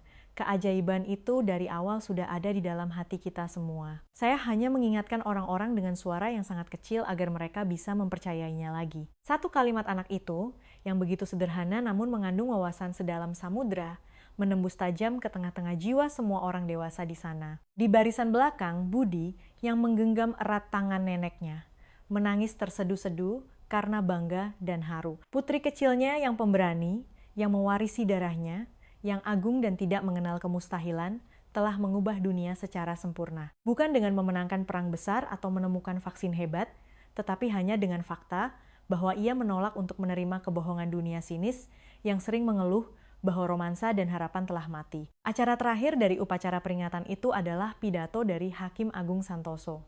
Ia berjalan ke podium tengah dengan kedua kakinya yang kokoh, tanpa kursi roda, tongkat, atau bantuan siapapun. Dan untuk waktu yang cukup lama, ia memegang mikrofon dan menatap dengan mata penuh kasih sayang pada ratusan wajah yang bersinar ke arahnya. Wajah-wajah yang pernah ia hukum tanpa ampun, wajah-wajah yang ia selamatkan dari neraka, wajah-wajah yang pernah menunjuk dan mengejeknya, dan wajah-wajah yang dengan tulus memaafkan dan memeluknya, ada di sana. Setahun yang lalu, akhirnya ia membuka mulut dengan suara yang terkendali dan penuh emosi. Saya adalah seorang pria yang hancur berkeping-keping, seperti cangkang kosong. Saya tidak hanya berbicara tentang kelumpuhan fisik, di mana kedua kaki saya tidak bisa berjalan. Saya seperti zombie yang hancur total secara spiritual dan moral. Ia berhenti sejenak untuk mengatur napas, mengingat masa lalunya yang menyakitkan. Saya membiarkan diri saya dibentuk menjadi monster oleh penderitaan dan tragedi mengerikan di dalam diri saya. Menjadi hakim kejam yang tidak memiliki setetes pun belas kasihan. Menjadi manusia kosong yang tidak memiliki secercah harapan pun untuk hari esok. Ia mengalihkan pandangannya dan menatap lurus ke mata Sari. Lalu suatu hari, seorang anak kecil berusia 8 tahun muncul dan mengajari saya kebenaran berharga yang telah lama saya buang ke tempat sampah, seolah menampar pipi saya. Bahwa kekuatan sejati bukanlah terletak pada kekeras kepalaan yang lurus dan tidak patah seperti bambu, tetapi pada keberanian untuk rela mengubah diri sendiri, keberanian untuk percaya pada orang lain secara membabi buta, pada usaha untuk menemukan cahaya istimewa dan cemerlang yang tersembunyi di balik permukaan yang hina dari seseorang. Suaranya yang berat sedikit bergetar. Gadis kecil ini, Sari, tidak hanya secara ajaib membuat kedua kaki saya berjalan. Anak ini mengajari saya kembali martabat sebagai manusia sejati, empati yang mendalam terhadap orang lain, dan cara berjalan dengan gagah di jalan kehidupan yang sulit ini dengan membawa kemanusiaan di dalam hati. Dan saya tidak akan pernah bisa membayar utang besar ini selama saya masih bernapas. Ia kini merentangkan kedua tangannya ke arah semua orang yang duduk di bangku penonton di seberang podium. Tetapi hari ini bukanlah tempat untuk memuji keajaiban seorang individu seperti saya. Ini adalah kisah tentang kita semua, tentang kesempatan kedua yang kita terima sebagai hadiah. Kita semua di pengadilan ini telah mendapatkan kehidupan baru. Saya menerimanya, Bapak Budi Hartono di sana juga menerimanya, dan semua orang di sini yang secara langsung atau tidak langsung terlibat dalam kisah luar biasa ini telah diberi kesempatan kedua untuk memecahkan cangkang masa lalu dan dilahirkan kembali. Kedua matanya menyala seperti obor. Dan pertanyaan yang paling sengit adalah ini, apa yang akan kita lakukan dengan kesempatan ajaib ini? Ketika tidak ada yang melihat, akankah kita diam-diam kembali ke wujud lama kita yang egois dan sinis? Atau akankah kita memutuskan dengan teguh setiap pagi saat membuka mata bahwa manusia adalah makhluk yang jauh lebih agung dan kompleks daripada satu momen kesalahan terburuk yang pernah dilakukannya? Akankah kita hidup membuktikan bahwa penebusan sangat mungkin terjadi, bahkan di tengah dosa yang mengerikan, dan bahwa cinta buta yang memeluk orang lain adalah senjata yang jauh lebih menakutkan dan kuat daripada penghakiman dangkal yang dengan gegabah menghakimi orang lain? Udara di podium menjadi sakral dan berat seperti di tempat suci. Saya dengan rela memilih keyakinan, Hakim Santoso akhirnya menutup pidatonya dengan suara seperti guntur. Sampai hari saya duduk di meja hakim yang luhur ini dan memegang palu, sampai hari terakhir kedua kaki saya bisa menopang berat badan saya dan berjalan masuk ke ruang sidang ini, saya akan setiap hari mengingat gadis agung itu yang setahun yang lalu berlutut di bawah kaki saya dan mengajari saya bahwa jika kita hanya memiliki keberanian untuk percaya pada kemustahilan, keajaiban nyata akan terjadi. Ketika pidatonya berakhir, tidak ada yang langsung bertepuk tangan. Beberapa kebenaran terlalu sakral dan besar untuk dilepaskan dengan ringan oleh tepuk tangan gegabah. Diperlukan waktu hening agar potongan-potongan kebenaran itu meresap jauh ke dalam hati orang-orang, seperti serbuk emas yang tersebar cemerlang di atas jiwa-jiwa yang lapar. Dan sangat perlahan, seseorang mulai bertepuk tangan, diikuti oleh yang lain, dan segera semua orang di ruang sidang meledak dalam tepuk tangan meriah seperti letusan lava. Itu bukan sorak-sorai untuk seorang hakim, tetapi penghargaan besar untuk nilai-nilai yang diwakili oleh momen ajaib itu, perubahan yang menyakitkan, pengampunan tanpa syarat, dan harapan yang abadi. Sari melompat dari tempat duduknya dan berlari ke arah Hakim Santoso. Hakim tua yang kaku dan tinggi itu, yang akhirnya belajar membungkuk untuk menatap mata orang lain, memeluk erat anak kecil itu dalam pelukannya yang besar. Budi juga berlari ke podium dan memeluk keduanya. Di tengah-tengah pengadilan yang, hanya setahun yang lalu, dipenuhi dengan ejekan kejam dan penghinaan yang menyedihkan, ketiga orang itu saling berpegangan erat, terikat oleh ikatan yang kuat dan luhur yang tidak dapat diatur oleh konstitusi agung manapun dan tidak dapat dipaksakan oleh putusan keras manapun. Namanya adalah cinta, keyakinan, dan penebusan. Keesokan paginya, halaman depan semua surat kabar di seluruh negeri dipenuhi dengan foto ketiga, orang itu berpelukan dan menangis. Satu foto itu menyebar ke seluruh dunia melalui internet, menyentuh jiwa jutaan orang, memicu perdebatan sengit tentang reformasi peradilan, dan melahirkan keajaiban dengan mengubah kebijakan pemasyarakatan di berbagai negara. Tetapi bagi Sari, Budi, dan Hakim Santoso, ini sama sekali bukan tentang ketenaran kosong atau pujian publik. Itu hanyalah proses membuktikan satu kebenaran yang sangat dirindukan oleh dunia yang telah menjadi begitu sinis. Bahwa jika kita tidak kehilangan keberanian untuk percaya pada kemustahilan, kemustahilan itu masih bisa menjadi kenyataan. Bahwa hukum dan keadilan buta tanpa kemanusiaan hanyalah kekosongan, dan cinta buta tanpa keadilan dan prinsip hanyalah sentimentalitas yang lemah. Bahwa keajaiban sejati lahir tepat di titik di mana akal dingin dan perasaan panas itu mencapai keseimbangan sempurna.